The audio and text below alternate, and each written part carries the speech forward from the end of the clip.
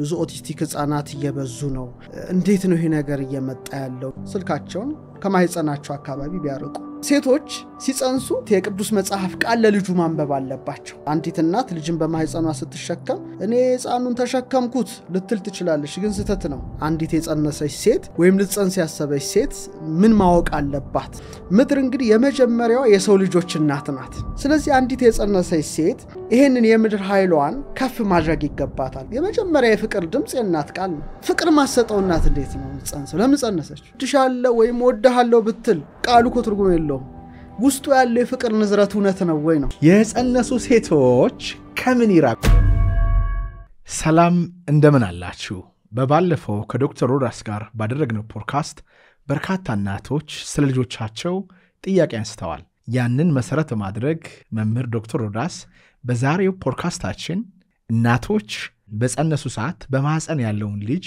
በማስተማር ለሀገር ድንቅ በረከት እንዴት ማድረግ እንደሚችሉ እንወያያለን ይሄንን ፖድካስት ወደ እናንተ ያቀረበው 19ኛው ሱር የማነዞር ሸቱ ሪትሪት ነው ከሰኔ 20 እስከ 23 በአርባ ምንጭ ከተማ ተፈጥሮ ውስጥ ገብተን ራሳችንን አክመን ዓላማችንን አግኝተን እንመለሳለን አዲስ ሰዎች ካላችሁ ሰብስክራይብ ማድረጋችሁን እንዳትረሱ እንኳን ደህና መጣ ዶክተር እንኳን ሰላም ቆየህ ማን ያዘዋል የባለፈው ፖድካስት ላይ ስናወራ ብዙ ጊዜ በሀገራችን ያሉ የጸነሱ ሴቶች የሚያምራቸው ምግብ ነው ከወር ጋር የተገናኘ ነውና ያሁኑ ደግሞ ትንሽ ከነፍስ ጋር ከመንፈስ ጋር የሚገናኙ ኮሜንቶችን አየንና አንተም በዚህ ተነቃቅተ ይሄንኛውን ፖድካስት እንድናደርግ ፈቅደ መታልና ከልብ አድርጌ አመሰግናለሁ እናቶች በጸነሱ ጊዜ የምድር ኃይላቸውን ተጠቅመው ራሳቸውንና በማህፀን ያለውን ጽንስ መጥቀም ይችላሉ ወይ ከሚለው ከዛ ብንጀምር ባለፈው በነበረን መርሃ ግብር በተለይ ልጆች ሲወለዱ ራሱ እግዚአብሔር እዚህ ጋር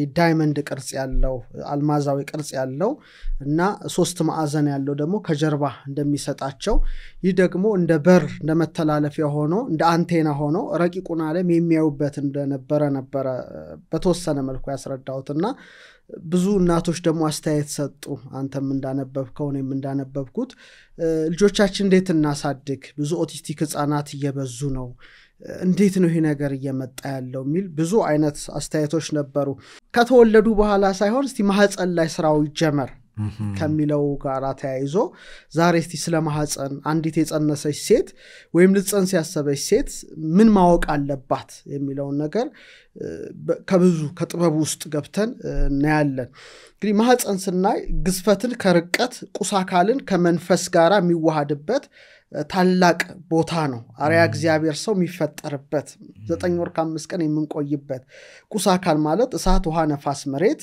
እንደገና ደግሞ ረቂቅ ነፍስ ልብ ቃል እስትንፋስ ተዋህደው አሪያ እግዚአብሔር ሰው የሚቀመጥበት የመጀመሪያው የሚቀረጽበት ታላቅ ቦታ ነውና 9 ወር ከ5 ቀን የመጀመሪያ ቤታችንም አንተም ሁላችንም ስለዚህ ስለ ታላቁ ቤታችን ነው ዛሬ የምንነጋገረውና አንዲት የጸነሰች ሴት 7 ኃይሎችን ማወቅ ያስፈልጋታል ሲጀመር ምክንያቱም እግዚአብሔር ሰውን ሲፈጥረው የእሳት ኃይል ሰጥቶታል ባለፈው አንስተናል የውሃ ኃይል ሰጥቶታል የነፋስ ኃይል ሰጥቶታል የመሬት ኃይል ሰጥቶታል በተመሳሳይ ደግሞ ልብ ቃል እስትንፋስ የነባቢት ነፍስ ኃይልና ደግሞ የደም ነፍስም ኃይል ሰጥቶናል ስለዚህ በብዙ ኃይሎች የተሞላን በብዙ ኃይሎች የታጠርን ከመሆናችን ጋር ተያይዞ እነዚህ ኃይሎች የት ቦታ እንዳሉ አዎንታዊ አሉታዊ ተጽዕኖቻቸውን በግድ ማወቅ ግድ ይለናል እንደ ሰው ማለት ነው ስለዚህ አንዲት የጸነሰች ሴት እነዚህን 7 ኃይሏን ባግባቡ ካወቀችና ባግባቡ ከተረዳች የጸነሰችው ጽንስ ለበረከት የሚሆን ነው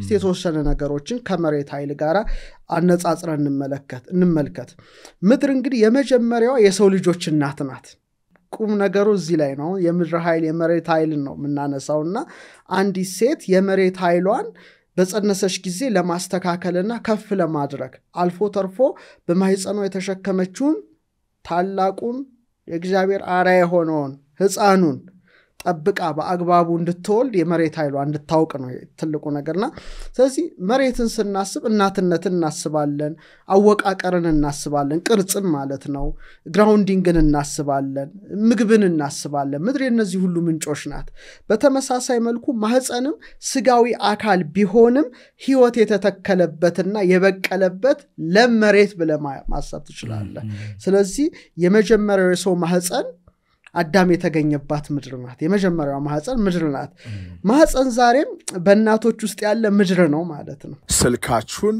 ዘግታችሁ ልባችሁን ለመክፈት ተፈጥሮ ውስጥ ገብታችሁ የፈጠራችሁን አምላክ ለማግኘት የትናንትና የልጅነታችሁን ስሜታዊ ቁስል ለመፈወስ እውነተኛ ወዳጅ ለማፍራት በ19ኛው ዙር የማንያ ዘወልሸቱ ሪትሪት ላይ ተሳተፉ ከሰኔ 20 እስከ 23 በድሮስ 87 2920 አሁኑን ደውሉ ውጭ ሀገር የምትገኙ ኢትዮጵያ ላሉ እህት ወንድሞቻችሁ ይህንን ሰላምን የሚሰጥ ሪትሪት በመጋበዝ ህይወታቸው እንዲነቃ ሰላማቸው እንዲበራ እርዷቸው እግዚአብሔር ሰውን ከምድር አፈር አበጀው ህይወትን እስትንፋስን አለበት እንደሚል ሁለተኛዋ እናት ደግሞ የእናት ማህፀን ናት የመጀመሪያዋ ማህፀን አባታችን አዳም የተገኘባት መሬት ከመሆኗ ጋር ተያይዞ ሰው ሲጠራ በግዕዝ ቋንቋ እጓለ እምህያው የሚል እንተነው ባለፈው ያነሳን ይመስለኛል እጓል ማለት ልጅ ማለት ነው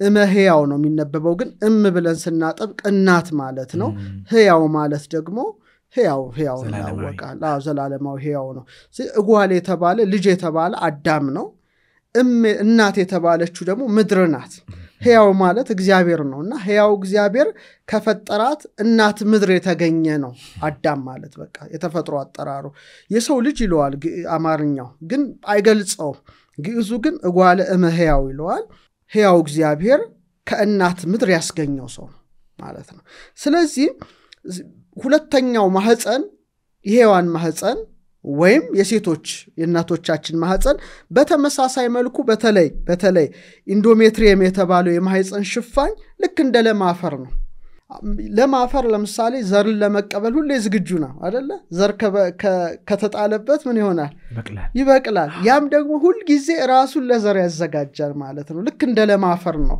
አልፋ እግዚአብሔር ያደረገው እንደገና ደግሞ የሴቶች ተፈጥሮ እግዚአብሔር ሲፈጥራቸው ሁሉ ጊዜ ዳለ ያጥንታቸው ሰፊ ነው ለምንድነው ልጅን እንዲሸከሙ አድርጎ ነው ማለት ነው እንደሚታወቀው መሬት ድጋፍን እንደምትሰጥ ጽናትን እንደምትሰጥ ጥበቃ እንደምትሰጥ ጥንካሬ እንደምትሰጥ በተመሳሳይ መልኩ ይሄዳል ያጥንታቸው ለልጁ ድጋፍን ለመስጠት ጥንካሬን ለመስጠት አወቃቀርን ለመስጠት ሁሌ ተዘጋጀ ነው ማለት ነው ስለዚህ ምድር ሆኖ ተገልጿል በተመሳሳይ መልኩ ደግሞ ምድራችን ካልሲየም አላት የብረት ማዕድኖች አሏት እቺ ይሄ እንግዲህ የምድር አቅርቦት ነው ታዲያ ለህፃኑ አጥንት ደም ጥርስ ለጥንካሬው መሰረትን የሚያገኘው ከምድርበት በሚወጡት በእነዚህ ማዕድኖች ነው በእናቱ በኩል ስለዚህ ምድር ማለት ታላቅ ኃይል አላት ማለት ነው ስለዚህ የመጀመሪያው እናት ምድር ከሆነች የመጀመሪያው ማህፀን የሰው ልጅ ማህፀን ያዳም መገኛ ምድር ከሆነች እኛ የምንገኝበት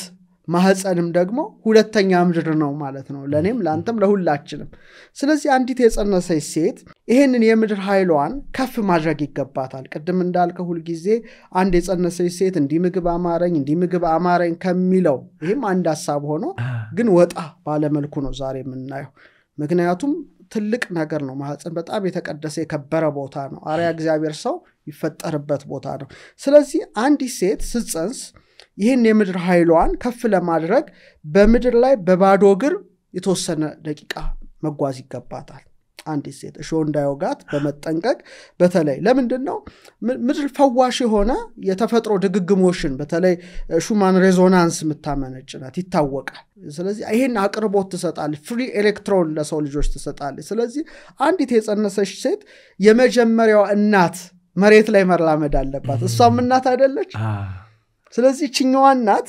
የመጀመሪያው እናት መሬት ላይ በባዶ እግሯ መሄድ አለባት ምክንያቱም ሰው የተገኘው እጓለ እምህያው ነው መጠሪያው ሕያው እግዚአብሔር ከፈጠራት እናት ምድር የተገኘን ስለሆነ መጠሪያችን ያ ነው ስለዚህ እቺኛዋ እናት ወደ የመጀመሪያው እናትን ምን ማድረግ ይገባታል መርገጥ ይገባታልና ያን ስትረግጥ ደግሞ ሴቶች ሲጸንሱ ስሜታቸው ይወጠራል ድካሞች አሉና ያን የስሜት መወጠሯንና ድካሟን በቀላሉ እንድትለቅ ያደርጋታል ማለት ነው የመጀመሪያው እናት መሬት ይሄን ስሜታው ይጥረቷንና ድካሟን ትቀበልላታለች ማለት ታግዛታለች ማለት ነው በተዘዋዋሪ ፍሪ ኤሌክትሮን ትሰጣታለች ውስጧ የገባውን ኤክሰስ ፕሮቶን ከዋይፋይ ከምናምን ከጨረር የገባውን ሁሉ ግራውንዲንግ ጥንካሬን ትሰጣታለች ስለዚህ በጣም እና የነርቭ ስርዓቷ ሁሉ ወደ መልካምነት ይለወጣል ስለዚህ ለእናቲቱ ብቻ ሳይሆን ለህፃኑ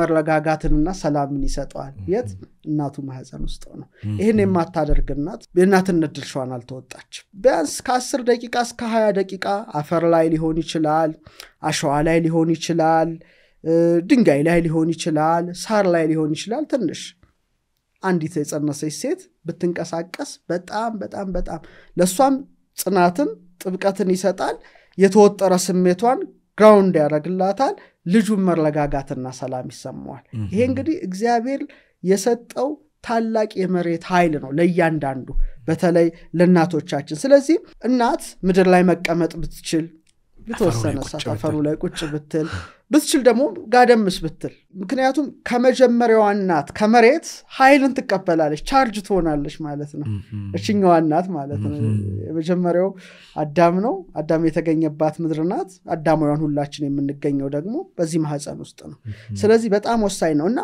ስትቀመጥም ስትነሳም ስትተኛም ብዙ ነገሮችን ከማሰብ ጋር መሆን አለበት እግዚአብሔር ሰውን ሲፈጥረው እንዲቀመጥና እንዲነሳ አድርጎ ፈጥሮታል በመቀመጣችን ምድራዊ ነን በመነሳታችን ደግሞ ሰማያዊ ነን እያንዳንዱ እንስሳ በአራት እግር መሬት እያየ ይሄዳል እኛ ግን ወደ ሰማይ ቀና ብለን ከዋክብትን እንድናይ እግዚአብሔር ፈቅዶልናል ሰዎች ነን እንደ ዘንግ መልምሎ እንደ ሸት ፈልፍሎ ፈጥሮናል ስለዚህ መተኛትና መነሳት ራሱ የሞትና የትንሳኤ ምሳሌ ነው ለምሳሌ ሲመሽ ቤታችንን ሄዳለን እንተኛለን እንጋደማለን ስጋችን ሲያንኮራፋ ነፍሳችን ህልም ራእይ ስታይ ታድራለች ጧት ብርሃን ሲመጣ እንነሳለን ይሄ ፓተርን ይሄ ሳይክል የህይወትን መዋር የሚያስገነዝብ ነው ሲመሽ መተኛታችን በጨለመሽ ሞት መሰናበታችን ያመለክታል አልጋ ላይ መጋደማችን መቀበራችን ያመለክታል ስጋችን ተኝቶ ሲያንኮራፋ ነፍስ ህልም ማለሟ ስጋ በመቃብር ቢሆንም ነፍስ ግን በህያውነት አትሞትማ የትን ዓለም እንዳለሽ ባለቤቱ ያውቃል መኖሯን ያመለክታል ጧት ብርሃን ሲመጣ መነሳታችን ትንሳኤ እንዳለን ያመለክታል ስለዚህ አንዲት ሴት ስትተኛም ሆነ ስትነሳ ይሄን ከማወቅ ጋራ ነው ለዚህ ነው ለምሳሌ ስንሰግድ መሬት የምንነካው ለዛ ነው ስንሰግድ ሰባት ነገራችን መሬት ይነካል ከሰባት መዋቅር ተሰርተናል ሁለት እጃችን መሬት ይነካል ሁለት ጉልበታችን መሬት ይነካል ሁለት እግራችን መሬት ይነካል ግንባራችን መሬት ይነካል ሰባት ነገሮች እና ልክ ስንወድቅ መሞታችንን ለማመልከት እኮ ነው ስንነሳ ደግሞ ከሞት መነሳታችን ለማመልከት ነው ስለዚህ አንዲት ሴት በእናት መሬት ላይ መቀመጥ ብትችል የተወሰነ ደቂቃ መተኛት ብትችል እና ከመጀመሪያው እናት መሬት እግዚአብሔር ከሰጣት ትልቅ ኃይል ተቋዳሽ ትሆናለች ማለት ነው መሬት ጥብቀት ናት መሬት ጽናት ናት መሬት የመጀመሪያው የሰው ልጆች እናት ናት ስለዚህ ይሄ በጣም ወሳኝ ነገር ነው ሁለተኛ ለምሳሌ መሬትን ስንመለከት ዝናብና መሬትን አይተኮንክ ትልቁ የዕውቀት ትምህርት የስነ ፍጥረት ትምህርት ዝናብ እንደ ወንድ ይታያል እንደ ወንድ ዘር መሬት ደግሞ እንደ ሴት ይታያለች ማስኩሊን እና ፌሚኒን ኢነርጂ ምን ነው በትክክል ለምሳሌ ደመናዎች ምንን ይለቃሉ ዝናምን ይለቃሉ አይደል የህይወት ነጠብጣብን ጠብጠብ ይያሉ ምን ላይ ያፈሳሉ መሬት ላይ ያፈሳሉ መሬት ደግሞ ያን ነጠብጣብ በስውር ታከማቻለች በዚህ ልውውጥ ደግሞ አዝሪት አትክልት ጽዋት ይበቅላሉ ያብባሉ እንደሚወለደው ማለት ነው በተመሳሳይ መልኩ ስለዚህ ለምሳሌ ሁለት አይነት ደመናዎች አሉ ራቁ ደመና የተራቆተ ደመናና ዘባአማን ደመና እውነተኛ ደመና የሚባል ነው እና ምንድነው የዝናቡ ነጠብጣብ እንደ ወንድ ዘር ነው የሚወከለው እንደ ወንዴ መሬት ደግሞ ያንን ተቀባይ ናት ስለዚህ እናታችን ወላጃችን እናት መሬት ላይ ስትቀበል በተመሳሳይ ነው ማለት ማተር ነው ምንም ለውጥ የለም በሁለቱ መካከል ያቺ ዝናብን ተቀብላ ጽዋት እንደምታብብ እቺም ደግሞ የወንድ ዘርን ተቀብላ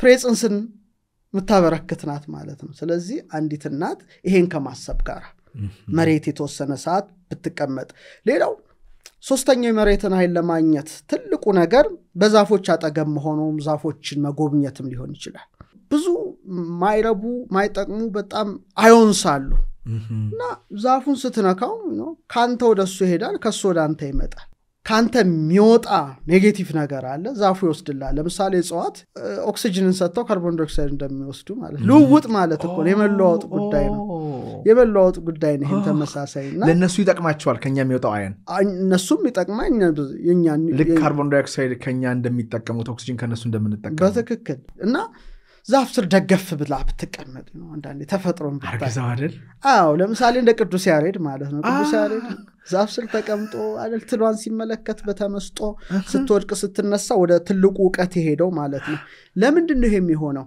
ዘፍጥረት 1:11 ላይ እግዚአብሔር አንድ ትእዛዝ አዘዘ ምንድነው ያዘዘው ምድር ዘር የሚሰጥ ሳርንና ቡቃያን በምድር ላይ እንደወገኑ ዘሩ ያለበትን ፍሬን የምታፈራ ዛፍን ታብቅላለ ይላል እቺ የመጀመሪያዋ ምድር ማለት ማህፀን ናት ማለት ነው ልክ እንደ ማህፀን ነው ዛፍን ያበቀለችው በቃሉ ብቻ ማለት ነው ስለዚህ አንድ እናት ይሄን ከማሰብ ጋር ነው መቀመጥ ያለባት እንጂ ብሎ መጎለት አይደለም ብትችል ደግሞ ዛፍስ ብትተክል ለምንድን ነው የምትተክለው ምክንያቱም ምድር የማህፀኗ አምሳል ናት ምድር የማህፀኗ አምሳል ናት የመጀመሪያዋ ምድር ማለት ነው ስለዚህ መትከል ደግሞ የእናትነት ምልክት ነው ምሳሌዋ የምትሆን ምድር ያንን አበባ ስታብብ ማየት ከዚህ በለጠ ምን ደስታልና የጸነሱ ሴቶች አንድ ዛፍ ቢተክሉ ለምሳሌ ቶሎ ሊበቅል ይችላል አይደል ሲያብብ ሲያፈራ እነሱም ደግሞ ነው ልጃቸው በቃ በጽድቅ እንደሚያብብ በሰላም እንደሚያድግ ፍሬ ያለው እንደሚሆን ያዩት ያድጋሉ ማለት ነው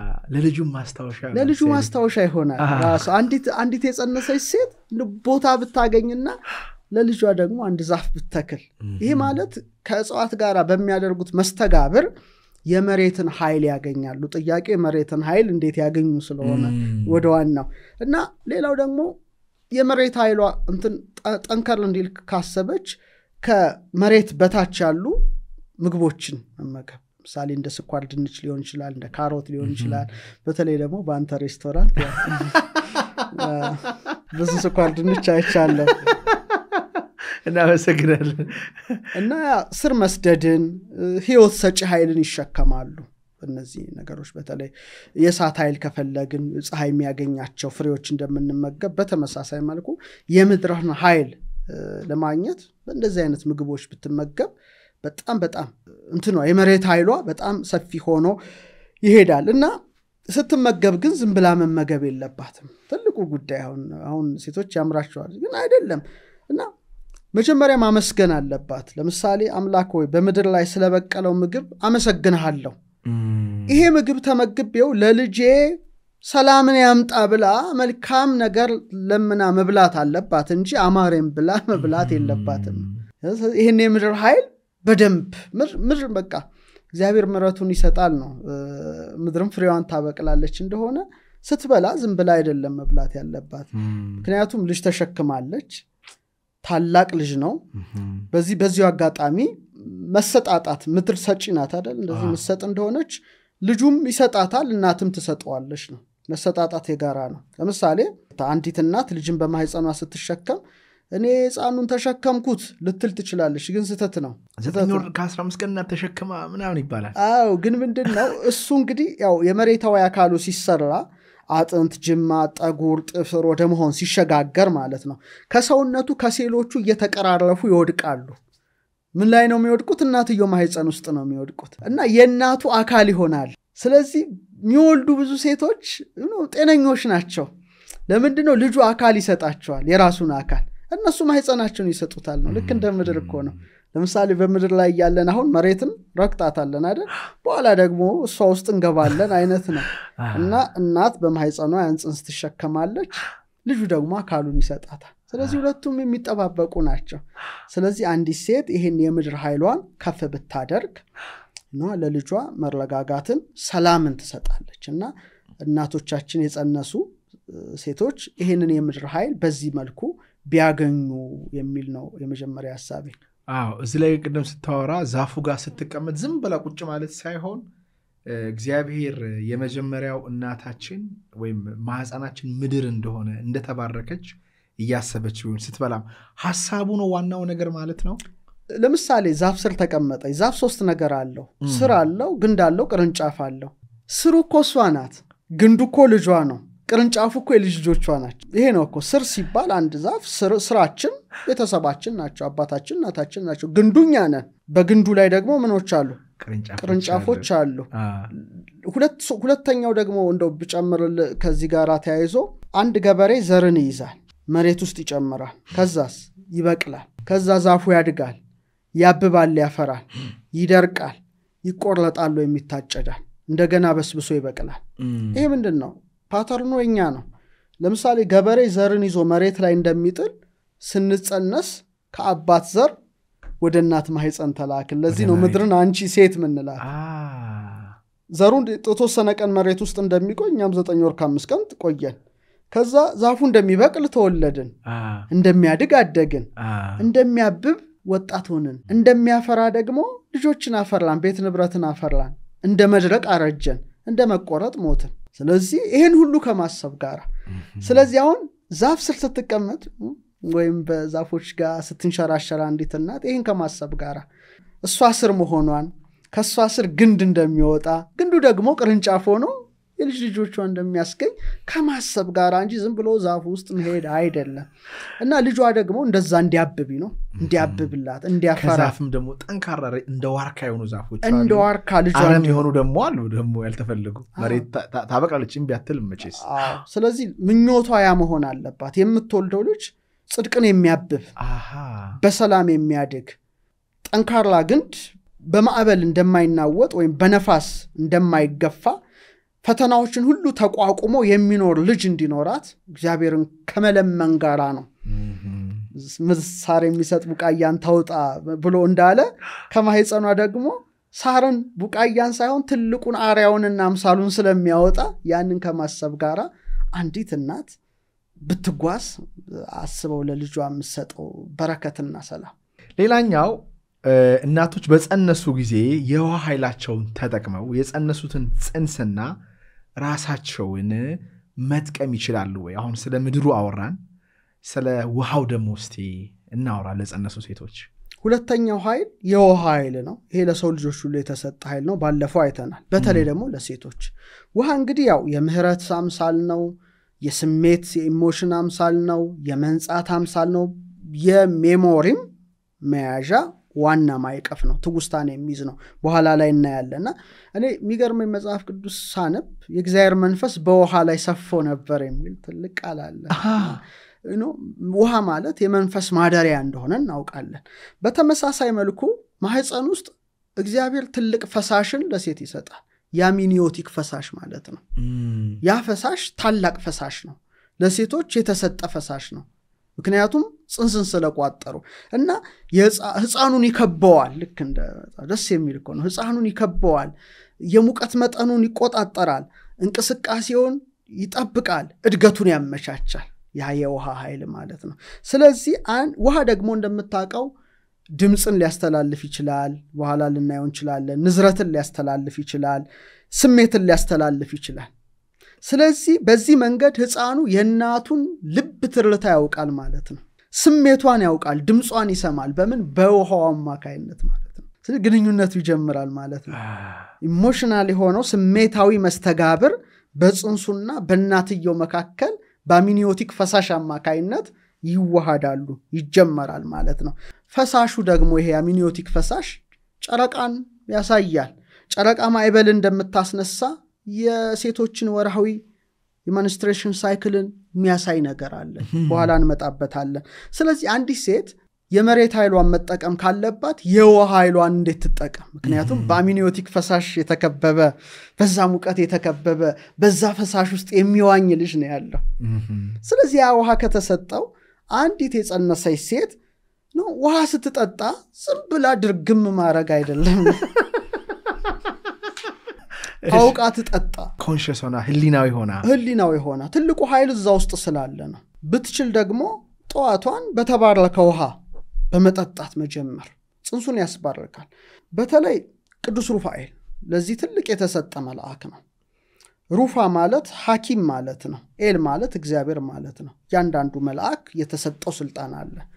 ሩፋኤል ማለት እግዚአብሔር ሐኪሜ ነው ማለት ነው። በተለይ በጣም ወሳኝ። ለምሳሌ ሚካኤል ስንል ሚ ማለት ማን፣ ካ ማለት እንደ ኤል እግዚአብሔር፣ ማን እንደ እግዚአብሔር ማለት ነው። ምክንያቱም ሳጥናኤል ራሱ አምላክ ነኝ ባለ ጊዜ ማን እንደ እግዚአብሔር ብሎ የተፋለመ መልአክ ስለሆነ ነው። ኡራ ብንል ኡራኤል፣ ኡራ ማለት ብርሃን ነው፣ ኤል እግዚአብሔር ብርሃና እግዚአብሔር ማለት ነው።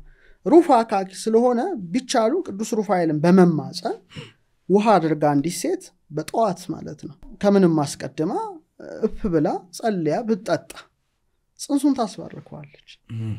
ብዙ ከህመም ጋር የተያዙ ልጆች አይወለዱ። በጣም ወሳኝ ነገር ነው የምናገረው በዚህ ላይ።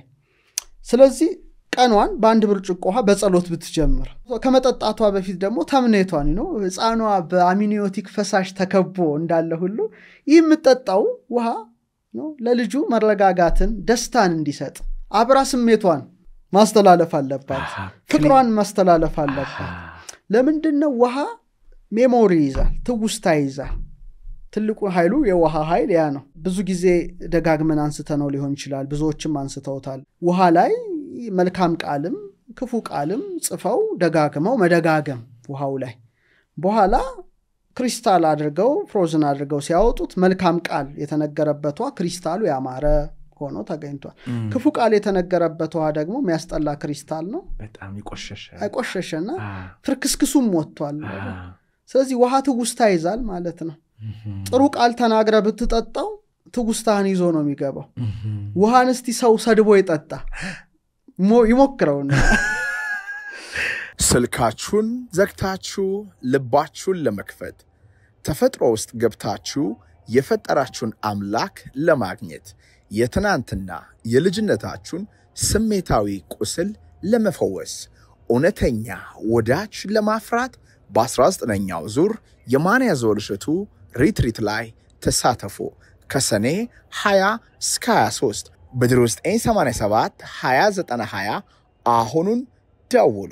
ውጭ ሀገር የምትገኙ ኢትዮጵያ ላሉ እህት ወንድሞቻችሁ ይህንን ሰላምን የሚሰጥ ሪትሪት በመጋበዝ ህይወታቸው እንዲነቃ ሰላማቸው እንዲበራ እርዷቸው።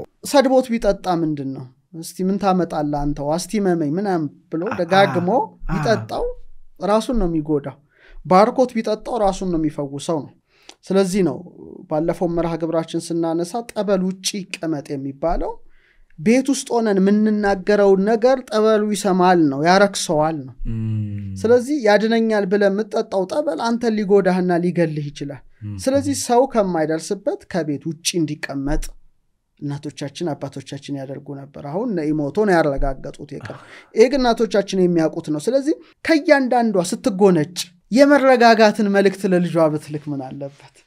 የደስታን መልእክት አብራ መላክ ብትችል ሜሞሪ ነው የምታስተላልፈው እንጂ ዝም ብሎ ተነስተው ፍቅር ሰጥተው ውሃ ስትጠጣውና ዝም ብለ ስትጠጣው አንድ አይደለም። እኔ ውሃን ስጠጣ እንዴት አድርጌ መጠጣት እንዳለብኝ ያውቃለሁ። ጠማኝ ብዬ አይደለም። መጀመሪያ እግዚአብሔር መንፈስ በኋላ ይሰፎ እንደነበር ውሃን እግዚአብሔር በብዙ መልኩ እንደተጠቀመበትና የከበረ ነገር እንደሆነ አውቃለሁ። 70% ውሃ ነው። ስለዚህ ይሄን ውሃ ስጠጣው መጀመሪያ ስሜቴን ገልጬለት ነው በህሊና የምጠጣው ወደዚህ እንዲዋሃድ ማለት እንዲዋሃድ ከፈለኩ ደግሞ ጸሎት ጸልይ እፍ ስትል ገባኮ እስትንፋስ አይደል እዛ ይፈውሳል ያድና። ግን በመጥፎ ኮንሽስነስ ውስጥ ሆኜ ደግሞ ፍካርኩኝ ኔጌቲቭንም ይወስደዋል ልክ እንደዛው ማለት ነው። ሊጎዳ ይችላል። ጤናህን ሊያውክ ይችላል። ማስተካከል አለብኝ መጀመሪያ። አዎ ምሰጠውን መልእክት ነው ግብረ መልሱን የሚሰጠው ውሃ።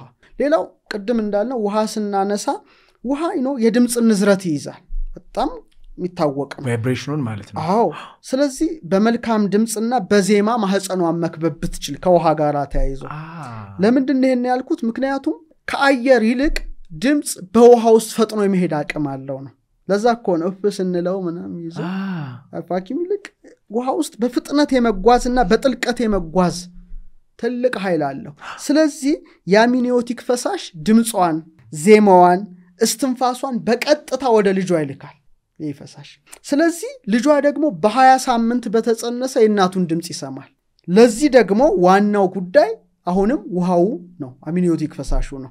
ስለዚህ የድምጽ ቃናዋ የድምጽ ንዝረቷ በአሚኒዮቲክ ፈሳሽ በኩል ገብቶ ልጇን ያረጋጋል፣ ልጇን ያፍነከንካል፣ ልጇን ያስደስታል።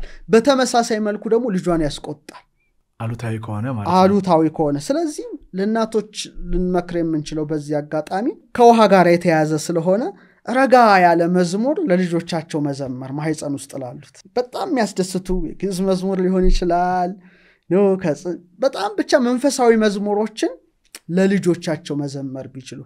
ምክንያቱም በተለይ ከ20 ሳምንት በኋላ አዎ ድምጽ ቀጥታ በውሃ ውስጥ በፈሳሽ ውስጥ እንደሚያልፍ ሁሉ በተመሳሳይ መልኩ ጽንሶቹ ያንን ድምጽ የመረዳት ትልቅ አቅም አላቸው።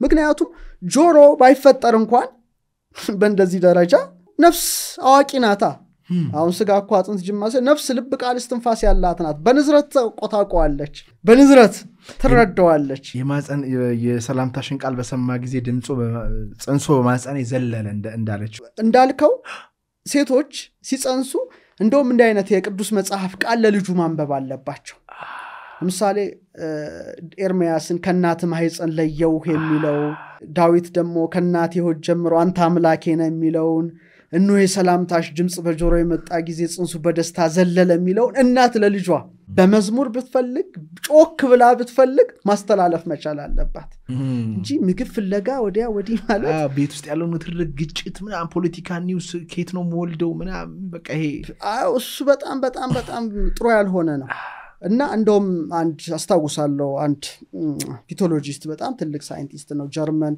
ብዙ አመት በዚህ ሪሰርች ውስጥ የኖረ ነውና ምን አለ ጀርመን ወላጆችን ሰብስበን ጽንሱን እንዲያጫውቱ አደረግን አለኝ ምንድነው የሚያጫውቱት ወንድ ከሆነም ሴት ከሆነች መዝሙር ሊዘምሩለት ይችላል ለምሳሌ ቀላል ጨዋታ አባትን ባል አለ ሚስት አለሽ ልጅ አለና ደናነ ሆይ ማሙሽ ወንድ ከሆነ እንደምን እኔና እናትን አፍቀንሃል መቼ ነው የምትወለደው አይነት የፍቅር ከልጁ ጋር ጨዋታና ሰዓት መድበን ነው ምናጫውተው አለ ለምሳሌ 5 ሰዓት ከሆነ 5 ሰዓት እንትኑን ሪትሙን ጠብቀ ልክ ሲያጫውቱ አለ ብድግ ይላሉ ያቺ ሰዓትን ጠብቀው ልክ እንደ ደወል ነው አለ ብድግ ሲሉ በአልትራሳውንድ እናያቸዋለን አለ ትልቅ ሪሰርች ነው ጀርመን ላይ ተሰራው በአንጻሩ ደግሞ መጥፎ መልእክት ምትልክለት ለምን ጸነስኩት እንዴን ጸነስኩት ይያለሽ ምትበሳሽ ከሆነ በተመሳሳይ መልኩ በስሜቷ ይጎደዋል እና ያ ህፃን ከተወለደ በኋላ ከሰው ማይገናኝ ብቻውን የሚሆን ይሆናልና እንዳልተፈለገ የሚያቅ በትክክል ስሜትን መረዳት የሚችል ነው ስለዚህ በጣም መጠንቀቅ ያስፈልጋል ስለዚህ አንድ ሴት ነው ከውሃ ጋር በተያያዘ መልኩ በተለይ ድምጽን ከማስተላለፉ ጋር ተያይዞ መንፈሳዊ መልእክትን ለልጁ ማስተላለፍ አለባት ስለዚህ ነው ምንም አይሰሩ ልጅዎች የሚወጡት በዚህ ቢጀመር ኖሮ አስብ ምን አይነት የበረከት ትውልድ ሊመጣ እንደሚችል ሌላው ውሃን ካነሳን እንባን እናነሳለን ነው እንባ ከእግዚአብሔር የተሰጠ ፈሳሽ ነው ከሰባቱ ፈሳሾች አንዱ ፈሳሽ ነውና ሴቶች ሲጸንሱ ስሜታቸው ላይረጋጋ ይችላል እና እንባ ሊመጣባት ከቻለች አትከልክለው ነው ታፍስስ እንባዎች ነው ስንጸልይ አሁን ለምሳሌ እንባ እናፈሳለን እንባ ሁሌ መበሳጨት ምልክት አይደለም ለከነው ሆደ ቡቡ ስትሆን አዛኝ ስትሆን ስትደሰትም ታለቅሳለህ አይደል ደስታም እኮ ያስለቅሳል ስለዚህ ስታለቅስ ግን እንደው ጥሩ ቢሆን ምለው መመክረው ማለት ነው ልጇ ስሜትን ይረዳል እንግዲህ ደስታዋንም ሐዘኗንም ሊረዳት ይችላልና እንባዎች ሁሉ ለህመም አይደሉም ታውቃለህ አይደል እንባዎች ሁሉ ለሐዘን አይደሉም ስለዚህ እንባዎቿ ለህመም እንዳይደሉ የደስታ እሱም በመሸከሟ ምታነባው የደስታ እንባ አለ እኮ አንድ ሰው የሆነ ነገር ሰው ሲያገኝ ይደሰታልና ስለዚህ ለስላሳነትን ይማር ነው ለልጁ መልእክት ታስተላልፍለት ይሄን ማነባው በቁጣ እንዳይደለ ተበሳጭቼበት እንዳልሆነ እየታከምኩ ነው ስሜቴን እየተፈወስኩ ነው በቃ ይወጣልሃል እኮ በቃ እንጂ የየገሌ ሞተ የሚለው ለቅሶ አይደለም ወይ ንብረት የብስጭቱን እንባ አይደለም እያልኩ ያለው እና በደስታ ካለቀሰች ነው መገደብ የሌለባት የውሃ ኃይል ነው እንባ ማለት ነው በእነዚህ ነገሮች ውስጥ ስትመላለስ ከልጇ ጋራ በጣም ይሄን የውሃ ኃይል እየጨመረች በአሚኒዮቲክ ፈሳሽ በኩል የሚተላለፈውን መልእክት ለልጇ እያስተላለፈች ልጇም ደግሞ እየተረዳው ስሜቱን እየገለጸ እየዘለለ እየተደሰተ ይገልጽላታል ማለት ነው ስለዚህ ውሃ ከስሜት ጋራ የሚያያዝ ነው ስለዚህ ስሜታዊ ግንኙነታቸው እዛ ውስጥ ጀመረ ማለት ነው አሁን እኮ ሴት አታውቀውም እኮ የተሸከመችውን ምንም አትሰጥለት አትልክለት ሪስፖንድም ያረጋትም ምንም አይነት እንደ በቃ just ለመሸከም ያህል በቃ እና ፎቶ ለመነሳት ያህል ይሆናል ያ ባይሆን መርጣለው ለማለት ነው እንደው እዚህ ጋር ከርሳችን እንውጣ አላቀም ግን የሰው ልጅ ከውሃና ከመንፈስ ካልተወለደ የሚል ነገር አለ እሱ እንዴት ነው ልናገናኝ የምንችለው እሱ ደግሞ ወደ ጥምቀት ይሄዳል ውሃ እንግዲህ እኮ የጥምቀት ኃይልን የያዘ ነው መንፈስ ቅዱስ ያደረበት ውሃ ይጠመቃል ማለት ነው ደግሞ ያም ደግሞ ሌላ ነገር ነው የተቀደሰ ውሃ ነው ይሄ ደግሞ ማህፀን ያለ ደግሞ አሚኒዮቲክ ፈሳሽ ነው የሚገርም እኮ ነው እግዚአብሔር በጣም ይገርማል። ሌላኛው ቅድም ስታወራ የወር አበባ ከጨረቃ ጋር የሚመሳሰል ውደት አላቸው ብለህ ነበረ፣ ይገናኛሉ ብለህ ነበረ። ምንድን ነው የሚያገናኛቸው? አሁንም ስለ ውሃ ነው የምናነሳው። ሚኒስትሬሽን ኦር ሜነስ ስንል ሙን ማለት ነው። ሙን የላቲን ቃል ነው እኮ የጨረቃ ውደት ለማለት ነው። ከጨረቃ ጋር የጨረቃ ወር ማለት ነው። በእኛ ደግሞ በግዕዝ የወር ይባላል። የወር አበባ አይደለም ይባላል። ወር ማለት እኮ ጨረቃ ማለት ነው። ወር ማለት ራሱ ቃሉ የመጣው ጨረቃ ነው። ምክንያቱም ጨረቃ ከጠፍ ጀምራ እስከ ጠፍ በምትጓዘው ጉዞ 29.5 ቀናት ይፈጅባታል። ስለዚህ ወርን መለኪያ ሆናለች። ስለዚህ ወር የሚለው ቃል ወር ጨረቃ ከሚለው ቃል የወጣ ነው። ስለዚህ የወር አበባ ማለት የጨረቃ አበባ ማለት ነው። አበባ ደግሞ ስንል ምንድን ነው? ጨረቃ ስንል ምንድን ነው ስንል ለምሳሌ አበባ ካበበ ምን አለ ማለት ነው? ፍሬ አለ። እና ሴቶችም ይሄን ካዩ ልጅ የሚወልዱበት ፍሬ ጽንስ የሚቋጥሩበት ጊዜ ደረሰ ነው። በቃ አበባው ሲቆም ፍሬው ቆመ ነው። ወር አበባ መታየት ከቆመ ቆመ ነው። ፍሬ የለም። አበባ ነው ለፍሬ መገኘት። ስለዚህ ተፈጥሮ ጋር ነው እግዚአብሔር ያስተሳሰረው። በተመሳሳይ መልኩ የሴቶች የወር አበባ ውደት ከ28 እስከ 30 ቀናት ነው በአማካይ። አልፎ ተርፎ 135 እሱ ኤክሰፕሽናል ነው። ጨረቃም በተመሳሳይ መልኩ ውደቷ ከዛ ጋር የተያያዘ ነው። ስለዚህ ተቀራራቢ ስለሆነ 29.5 ቀናት ውደት ስላላት የወር አበባ ከጨረቃ ውደት ጋር ተሳስሯል ማለት ነው። ይህ ብቻ አይደለም።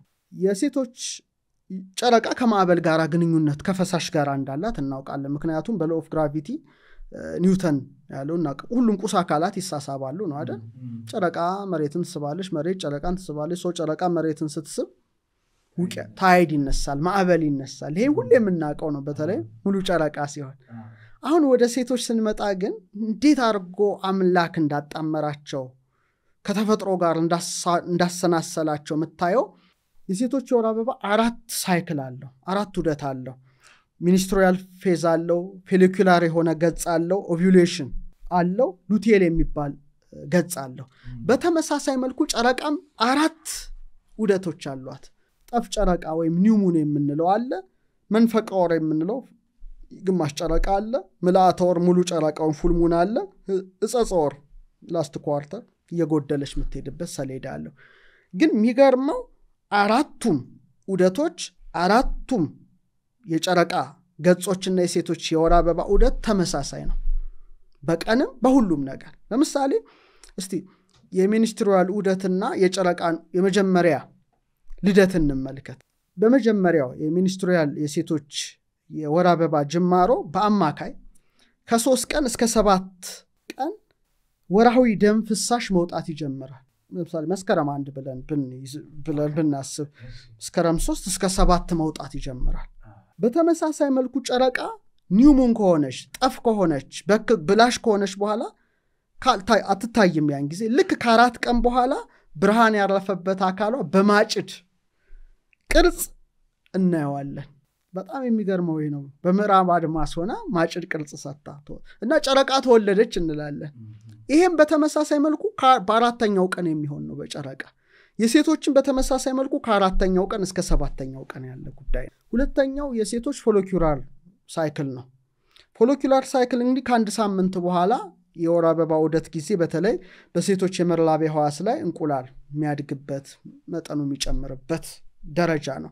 ልክ ወደ ጨረቃም ስንመጣ ከ7 ቀን በኋላ የፀሐይ ብርሃን የሚያርፍበት ክፍሏ ይጨምርና አበጥ ብላ ትታያለች። ጊቦስ ትባላለች ማለት ነው። የመጀመሪያው አደገች ማለት ነው። ጨረቃ አደገች።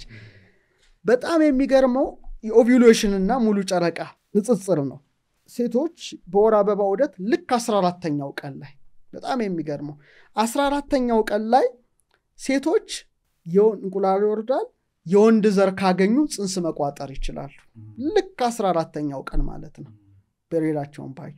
ምክንያቱም በቃ ይወርዳል፣ ዘር ካገኘ ጽንስ ይፈጠራል። ወደ ጨረቃም ስትመጣ በተመሳሳይ መልኩ ልክ በ14ኛው ቀን ሙሉ ትሆናለች። ፀሐይ በምዕራብ አቅጣጫ ጨረቃ በምስራቅ አቅጣጫ ትሆንና ሙሉ የፀሐይ ብርሃን ጨረቃ ላይ ሲያርፍ ሙሉ ጨረቃ ትባላለች። ስለዚህ ፀሐይ እንደ ወንዴ ይታያል፣ ጨረቃ እንደ ሴቴ፣ እንደ ድምቀት ጽንስ። ስለዚህ ሴቶች ለዚህ ነው የመግነጢስ ኃይል አላቸው ወንዶች ኤሌክትሪክ ኃይል አላቸው የሚባለው ይሄ ነው ኤሌክትሮማግኔቲክ ፊልድ ነን ማለት ነው አንድ ላይ together አዎ ምክንያቱም ወንድ ከድርጊት ጋር የተያያዘ ነው ከሰጪ ጋር የተያያዘ ነው ፀሐይ ብርሃንን ነው የምትሰጠው ወንድም ዘር ነው የሚሰጠው ጨረቃ ብርሃን የፀሐይን ብርሃን ተቀባይና ሴቶችም ዘር ነው የሚቀበሉት ግን በተመሳሳይ መልኩ ከፀሐይ ይልቅ ፀሐይን ማየት አትችልም ጨረቃ ግን ትስበሃለች ሴቶችም በተፈጥሮ ይስባሉ የመግነጢሳዊ ኃይል አላቸው ወንድ ደግሞ የድርጊት ኃይል አለው ልክ ስለዚህ ፀሐይ ጨረቃ ላይ የፀሐይ ብርሃን ጨረቃ ላይ በ14ኛው ቀን ሲያል ሙሉ እንደምትሆን በተመሳሳይ መልኩ ሴቶችም ልክ ፔሪዳቸውን ባዩ በ14ኛው ቀን የወንድ ዘር እንደ ፀሐይ እነሱ እንደ ጨረቃ ሆነው ሙሉ ብርሃን ጽንስ ይፈጠራል ከዛ በኋላ ሙሉ ሆና ኦልሞስት 100% 14ኛው ቀን ትሆናለች 15ኛው ቀን 98 97 ትሆናለች ኦልሞስት 3 ቀን ሙሉ ሆና ደምቃ ነው የምትታየው በምስራቅ አድማስ ጨረቃ ሴቶችን በተመሳሳይ መልኩ 3 ቀን መጽነስ ይችላሉ በ14 በ15 በ16 ከዛ ውጪ መጽነስ አይችሉ በቃ 3 ቀን ነው ዋናው የጽንሳቸው እንትን ከዛ ሉቴል እና የጨረቃ ጉለት የመጨረሻ ነው እንግዲህ ከ17 እስከ 25 የወር አበባ ዑደት በማህፀን ውስጥ ያው የሚመረተው ሆርሞን እየቀነሰ የሚመጣበት ነው በተመሳሳይ መልኩ ከ17 በኋላ ጨረቃም እየጎደለች እየጠፋች ብርሃኗ እንትን ይላል ስለዚህ ሴቶች ይሄ ከሆነ እንደ ወንዴ ፀሐይ እንደ ጨረቃ ሴቴ ከሆኑ የጨረቃ እንትን አይኖት ሲሆነች መዝገብ አውጥተው ትንሽ ማስታወሻ አውጥተው በሳይክል ውስጥ ኢሞሽናቸው ምን ይመስላል ጨረቃ ስትወለድ ኢሞሽናቸው ምንድነው ጽንሱ ምን አይነት እንቅስቃሴ ያሳያል አይኖት ኢንተርቴንስ ቢያረጉ ኮንሺየስ ቢሆኑ እንደው አሁን የወር አበባ ሲመጣ ሴቶቹ በጣም ኢሞሽናቸው ይቀያየራል ግን ኮንሺየስ ሆነው ማየት ቢችሉ ነው በትክክል እንደውም አልኩኮ ትንሽ ማስታወሻ ወረቀት አምጥታ እናት አሁን ስለ እናት ነው እና እናት ለምሳሌ ነው በአራቱ ሰሌዳዎች ውስጥ አሁን ፔሪድ ይቀራል ምናምን ግን ቢሆንም በአራቱ የጨረቃ ሰሌዳዎች ውስጥ ልጇ ምን አይነት እንቅስቃሴ ያደርጋል ብትከታተል ምን ችግር አለ ጨረቃ ሙሉ መሆንን እንደ ሙሉ ጨረቃ ሙሉ መሆንን ይወክላልና ልጇ እንደ ጨረቃ ይደመቀ እንዲሆን ከመመኘት ጋር ማለት ነው በጣም የሚያስደስታል እግዚአብሔር ተፈጥሮን እያደነቀች በተመሳሳይ መልኩ ነው ሙሳ ሙሉ ጨረቃ ሆና እኮ ነው ጸንደ ፀሐይ ወንድ ዘር ገብቶ ፍሬ ጽንስ የቋጠረችው እውነት ነው ስለዚህ ትልቅ በረከትን ስለተሸከመች ነው ጨረቃን ስታይ ነው ከራሷ ጋር በማነጻጸር ፀሐይ ደግሞ አባትየው ከራሱ ጋር በማነጻጸር ለጽንሱ ነው ትልቅ ሰላም ትልቅ በረከት ነው ሊመጣለት የሚችለው እውነት ነው ኃይል አለው ማየትና ማስተዋል ቢችሉ ሴቶች የከበሩ እጹብ ድንቅ ፍጥረቶች ናቸው ማርገዝ መቻል እርግማን ሳይሆን ብርሃን መሆን ሙሉ ጨረቃ መሆን ነው ይገነዘቡታል መባረክ ነው እንጂ አሁን እንግዲህ የምድርን አየን የውሃን አየን ሶስተኛው ደግሞ የንፋስ ኃይል ነውና የጸነሱ እናቶች እንዴት ነው የንፋስ ኃይላቸውን በመጨመር የጸነሱትን ጽንስና ራሳቸውን መጥቀም የሚችሉት አየር ባይታይም በጣም ጠቀሜታ ያለው አንዱ ባህሪ ነው ስለዚህ ከአየር ኃይላቸው ጋራ ወይም ከነፋሳዊ ጠባያቸው ጋራ ጽንሱን እንዴት ያስማሙት ነው እንደሚታወቀው የቃል ተሸካሚ የንዝረት ተሸካሚ አየር ነው ምንም ልብ ቃልም ቢወልድ እስትንፋስም ቢያወጣ እስትንፋስ ደግሞ ይሸከመዋል ያን ንዝረት አይደለ ተሸካሚ ነው ስለዚህ ህፃኑ በሳምባ ምንም ባይተነፍስም በእናቱ እስትንፋስ እሱም ይተነፍሳል ነው ስለዚህ በእናቱ ያተነፋፈስ ስርዓት በፕላሴንታ በኩል ደግሞ የኦክሲጅን ልውውጥ ያደርጋል ነው ስለዚህ አተነፋፈሷ የነርቭ ስርዓቷ ላይ ተጽዕኖ አለው በተመሳሳይ መልኩ የህፃኑ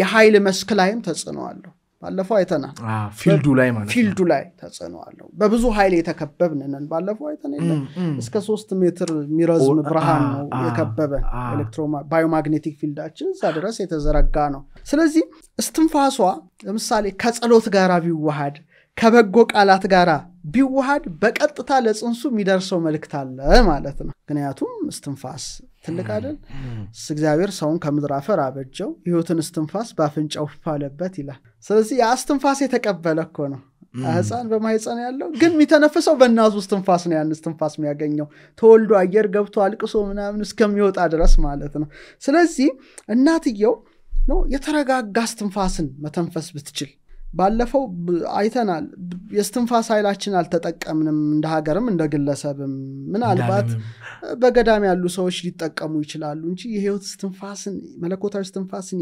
ያስገባ አካል ትልቅ አካል ነው የሰው አካል ግን ስትንፋሳችን እንዴት ይያልን ነው ምን ተነፍሰው ህፃኑ ባይተነፍስም ነው የትንፋሿን ምትይሰማል ነው ስለዚህ ነው ተቀምጣ እጇን ማህፀኗ ላይ ጫና አድርጋ ምትተነፍሰው ምን አይነት ትንፋስ ነው ስትንፋስ ከተነፈሰች የ26 ሰከንዶች ስትንፋስ ላይ ብታተኮር እላለሁ የኔ ምልከታ ነው ምክንያቱም የቀመር ተማሪዎችን ሳስተምራቸው የኔን ተማሪዎች ስለ 26 ትልቅ ቁጥር ነው የአምላክ ስም ቀመር ነው ዲኤንኤያችንም 1565 እያለ ነው ፓተርኑን የሚሰራው ባለፈው አይተናል አይደል 1565 የሃዋ ያሆ የሚል እግዚአብሔርን ስም እንደያዘ ዲኤንኤያችን ውስጥ እንዴት እንደታተመ ስላየን ወደዛ አልመለስም መሬት ደግሞ በሚገርም መልኩ ልክ በ26 ሴኮንድ ውስጥ ተነፍሳለች ራሷ መሬታው እናት መሬት በ26 ሴኮንድ በቅርብ ነው ሳይንቲስቶች ያወቁት ልክ 26ኛው ሴኮንድ ላይ ትንፋሽ ታወጣለች ልዩ ትንፋሽ ነው እንደኔ ምስጋና ነው ለፈጠራት በጣም መሰግናለች ሰማይ ስማ ምድር አድምጪ ነው ሰማይ ወንድ ነው ስማ ነው የሚባለው ሰማይ ስም ያትልም ምድር አድምጪ እንደ ሴት ናት አየ ወንዴና ሴቴ ነው ሲገና በየ26 ሴኮንድ አሁን የተራገ ሳይንቲስቶች ያወቁትና ምንድነው ከማዕበል የተነሳ ነው አልታወቀም ቁልፍ ነው እስካሁን ግን በ26 እንትን ውስጥ ተነፍሳለች ነው ስለዚህ እኔ አሁን እዚህ ላይ ለባንተን ባልልም ግን ለተማሪዎቼ 26 ላይ ምድር ከተነፈሰች እናት ምድር እቺ ደግሞ ጽንስ ያዘችው ሁለተኛዋ መሬት እናት ማለት ነው ይሄን ብሪዚንግ ሲስተም መጠቀም ማን ይከለክላታል ስለዚህ ከፋፍላ ጥሩ በራሷ ሊሆን ይችላል እኔ ራሴ ፓተርን ይኖርኛል ግን ምንድነው ያን ትንፋሽ መተንፈስ በቃ ተረጋግተ ምክንያቱም ይሄው ትንፋስ ነው ከጸሎት ውስጥ የስትንፋሱ በጣም ትልቅ ኃይል አለው ለምሳሌ ቃል ትጸልያለህ ግን ስትተኛ ይቆማል ጽራዓት አለው አርመሞ ዝምታ አለው ልብን ብትነቃ እስትንፋስ ግን ሁሌ ተነፍሳል እና ለምሳሌ ባጭሩ ላስቀምጥ ሁሉም ነገር ቁጥር ነው ዝም ብሎ ሰው የተፈጠረ አይደለም መዋቅር ያለው ነው ከራስ ጸጉር ውስጥ ከግር ጥፍሩ ስንተነፍስ ኦክሲጅንን ስናወጣ ካርቦን ዳይኦክሳይድ ኦክሲጅን 888 ነው ስልካችሁን ዘግታችሁ ልባችሁን ለመክፈት ተፈጥሮ ውስጥ ገብታችሁ የፈጠራችሁን አምላክ ለማግኘት የትናንትና የልጅነታችሁን ስሜታዊ ቁስል ለመፈወስ እውነተኛ ወዳጅ ለማፍራት በ19ኛው ዙር የማንያ ዘወልሸቱ ሪትሪት ላይ ተሳተፉ ከሰኔ 20 እስከ 23 በድሮስ 87 2920 አሁኑን ደውሉ ውጭ ሀገር የምትገኙ ኢትዮጵያ ላሉ እህት ወንድሞቻችሁ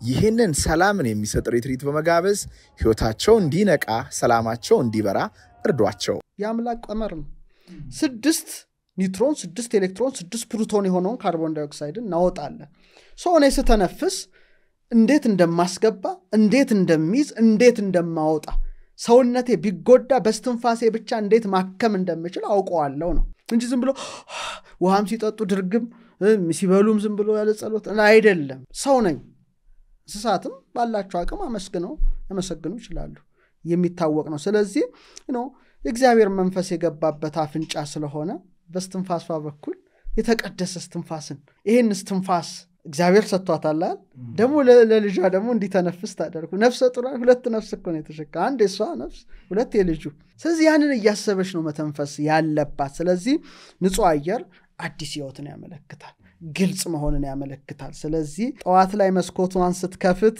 ንጹህ የተዋት አየርን ስታስገባ ለልጇም እንዲሰማው አድርጋ ማለት ነው አጀመረ አምላኳን በማመስገን ይህን አየር ነው ጠዋት መስኮቷን ስትከፍት የጸነሰች ሴትና ስትስበው ራሱ ያስትንፋስ ልጄ ይሰማ ብላ ጃማ ጸናለ አድርጋ አሪያ እግዚአብሔር አምሳለ እግዚአብሔር እኮ ነው ሰው ራሱ እግዚአብሔር መቅደስ ነው ያን መቅደስ የተሸከመች ሌላ መቅደስ ናት እቺ ደግሞ በመቅደስ ውስጥ መቅደስ ናት ስለዚህ በመቅደስ ውስጥ የዕጣን አገልግሎት የጭስ ጣኑ እንዳለ ሁሉ ስትንፋሷን ያለው ያምላክ ስትንፋስን ማስገባት ነው መቅደስ ውስጥ የህብስቱ አገልግሎት እንዳለ መሬትን ውሃን ተመሳሳይ መልኩ ቅድም የጠቀስናቸው ለልጇ መመገብ የምትችል ናት። ስለዚህ በተለይ የጸነሱ ሴቶች ይህን የአየር ኃይላቸውን ቢጠቀሙና በትንፋሽ በኩል ደግሞ ልጃቸውን በጣም ይገርማል እኮ በሷ ውስጥ ሌላ ትንፋሽ ወደ የውስጥ እና ይሄን ኃይል ሰጥቷታል እናት ማለት ነውና ይሄንን ኃይሏን ብትጠቀም እኔ እድለኛ ነኝ ይሄን ስለሰማው መስማት ብቻ አይደለም ሌሎች እንኳን በሌላ ጊዜ መምከር አንድ ያረገዘች ሴት አግኝቼ አሁን ለምሳሌ እንበልና አንድ ሬስቶራንት ሄድኩኝና ያረገዘች አስተናጋጅ አየሁ ስሙን ማልትዩ አስበሻል አልኳት አላስብኩበትም በቃ በሄድኩ ቁጥር ስማገኘልኝ ትላለች እንደው ከዚህች ዕውቀት ትንሽ ደግሞ ጣል ባደርግላት ምናልባት ለኢትዮጵያ በረከት የሚሆናትን አንድ ልጅ እንድትወልድ አግዛት ይሆናል ማለት ነው። ይሄ በጣም ትልቅ ነገር ነው። እንዴት ነው የጸነሱ እናቶች የእሳት ኃይልን ተጠቅመው ጽንሳቸውንና ራሳቸውን መጥቀም የሚችሉት? እሳት የመለወጥ ምሳሌ ነው። እሳት ብርሃን ነው። እሳት ሙቀት ነው። ሙቀት ካለ ህይወት አለ ማለት ነው። ደስ ይላል እኮ ሙቀት ስትል የሚሞቅ ነገር አለ ነው። የጸነሱ ሴቶች ማህፀናቸው ሞቃት ነው ማለት ነው። ለምን ህይወት አለ። ቅዝቃዜ ብቻ አይደለም ነው። ቅዝቃዜ ህይወት አልባ ሊሆን ይችላል። ሙቀት ካለ ግን ህይወት አለ፣ እንቅስቃሴ አለ። ስለዚህ እሳት ደግሞ ብልጭታ ነው። የነፍስን ብልጭታም እኮ ያዘ እኮ ነው። እንደውም ሊቃውንት አባቶቻችን ሲያስተምሩ በድንጋይ ይመስሉታል ነው። ድንጋይ አለ፣ ሁለት ድንጋይ ስታፋጨው ከውስጡ ምን ይወጣል? እሳት ይወጣል፣ እንደ ቡላዴ መሳሰሉት። በተመሳሳይ መልኩ የወንዴውና የሴቴው ግንኙነትና ፍጭት ምን ይሆናል? ጽንስን አካላዊ ስጋን ቅርጽን መዋቅርን ብቻ ሳይሆን የነፍስን ብልጭታ ያወጣል። ልክ እንደ እሳት እቺ ነፍስ እሳት ናታ። እንደ እሳት እኮ ባህሪ የምትታይ ናት አይደል? እንደ ይሄ መሬታማ ውሃማ ነገር አይደለችም። የነፋስና የእሳት ኃይል ያላት ናት የነፍስ። የሰው ልጅ ነፍስ ማለት ሙቀት ጋር ይያያዛል። ስለዚህ በልጁ ዙሪያ ያለው ሙቀትን ከማሰብ ጋር እና አንዲት ሴት ያን የበራ ነፍስ ተሸካሚ ናት ማለት ነው። ያን እሳት ተሸካሚ ናት። ስጋዊ መዋቅር ብቻ አይደለም እኮ ስጋ፣ አጥንት፣ ጅማት፣ ጠጉር፣ ጥፍር ወደ መሆን ሲሸጋገር ነፍስ ደግሞ ያቺ የበራሽ ነፍስ ጽንሱን ታንቀሳቅሰዋለች። አሊያ ትሪ ላይ የፈሰሰ ደም ነው የሚሆነው የነበረው። ደምን ትሪ ላይ ብታፈስ ይደርቃል፣ ህይወት የለው። ይሄ ግን አይደለም። ረቂቅ ነፍስ፣ እሳታማ ነፍስ ተዋህደዋለች። ስለዚህ ነፍስ እያንቀሳቀሰች ስጋ፣ አጥንት፣ ጅማት፣ ጠጉር፣ ጥፍር ታደርሰዋለች። ስለዚህ ሁለት አይነት እሳት አለ። አንደኛውን እሳት ብትሰጠው ሁለት እሳቶች ምንድናቸው? አንዱ ማህያዊ እሳት ይባላል፣ የሚያድን እሳት ነው። ሁለተኛው በላይ እሳት ነው፣ የሚያቃጥል እሳት ነው። እሳት ሁለት አይደለ? ለምሳሌ ተረጋጋ እሳት በልተጠጥተ እሳት ዳር ቁጭ ስትል ነው ሰውነትን ሪላክስ ያደርጋል። የበላውን ያጠጣ ከመጠን አልፈ ከሞክ ደግሞ ትቃጠላለህ። በተመሳሳይ መልኩ ውሳጣዊ እሳቷ ለልጁ ምቾት፣ ደህንነት፣ ብርሃን የሚሰጥ መሆን አለበት። ስለዚህ ለልጁ የምትሰጠው ሙቀት እናት ማወቅ መረዳት አለበት። የሚያቃጥል እሳት ግን ቁጣ ነው፣ ንዴት ነው፣ ብስጭት ነው። የምትቆጣ የምትበሳጭ እናት ማለት ህፃኗን እያወከችው ነው። እሷ ሳትረጋጋ ልጇን እያቃጠለች ነው ማለት ነው። የምታቃጥል እሳት ሆነች ማለት ነው። ስለዚህ በጣም በጣም በጣም ሴቶቻችን በጸነሱ ጊዜ የሚያድን እሳት መሆን አለባቸው። ለምን? ለጽንሱ እንጂ የሚያቃጥል እሳት መሆን የለባቸው። ልጁ ይረዳዋል። አሁን ስትታወቅ፣ ስትበሳጭ፣ ስትል፣ ስትቆጣ ኢሞሽኗን ይረዳዋል። የልብ አተነፋፈሷን ይረዳዋል። ህፃኑ ይታወቃል። በሷ እሳትነት፣ በሷ ቁጣ ልጁ እንትን እያለ ይመጣል። ስለዚህ ሴቶች ጥሩ እሳት ይሁኑ ነው። የጸነሱ ሴቶች በጎ እሳት ለጽንሱ ይሁኑ እንጂ የሚያቃጥሉ እሳቶች አይሁኑበት። ልቧን በምስጋና እሳት፣ በጸሎት እሳት፣ በፈዋሽ ንግግር እሳት ብታሞቀው ጥሩ አይደለ? በጣም ብያስባለሁና ይሄ ክርክርን የሚያመጣ ጭቅጭቅን፣ ቁጣን የሚያመጣ የሚያቃጥለውን እሳት አንዲት ሴት መተው አለባት ስትጸንስ። ከእሳት ጋር የተያዘ ያሰብኩት ምን ነው? በጸሎት ጊዜ ሻማ ብታበራ እሳት ነው እኮ አይደል? አንዱ እኮ እሳት ነው አይደል? ሰባቱ መቅረዝ እኮ እሳት ናቸው። የእሳት ጉዳይ ነው። ሻማ ስታበራ ለምሳሌ ሻማ ሁለት ነገር አለው፣ ብርሃንና ሙቀት። ስለዚህ ጽንሱ የእግዚአብሔር ብርሃን ያድርበት ዘንድ ከመመኘት ጋር ነው ስታበራ። ሻማው እንደሚቃጠል በእግዚአብሔር ፍቅር የሚቃጠል ህፃን እንዲሆን ከመመኘት ጋር እግዚአብሔር ብርሃኔና መድኃኒቴ ነው የሚያስፈራኝ ማን ነው እያለሽ እየተናገረሽ ማለት ነው። ይሄ በጣም ወሳኝ ጉዳይ ነው። ዝም ብሎ ሻማ መለኮስ አይደለም ነው።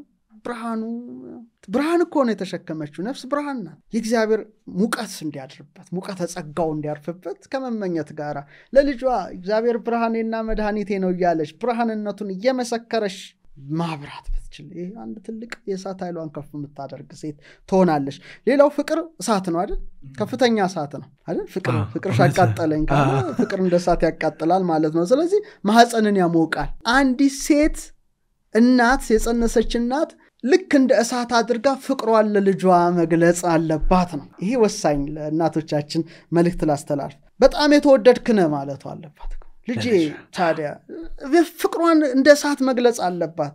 ልጄ በጣም የተወደድክ ነህ፣ በላይ ያደረው እግዚአብሔር ብርሃን ይሰማኛል፣ ባሪያ እግዚአብሔር የተፈጠረችውን ሰውነትን አከብረዋለሁ ብትለው ምን ችግር አለው አይደለ? ለምሳሌ በጣም የሚዋደዱ ሰዎች አይደል ይሰማቸዋል። አንዱ እዛ ሆኖ አንዱ ሰሱ ሲያስብ አንዱ እዚህ ምንድነው ማለት ነው የተላለፈ ማለት ነው። ስለዚህ ለልጇ ያላት የፍቅር ነበልባል ልጁን መሰማት አለበትና ልጇን ፍቅር ማሰጠው እናት እንዴት ነው ጸንሰው ለምን ጸነሰች ቢጀመር?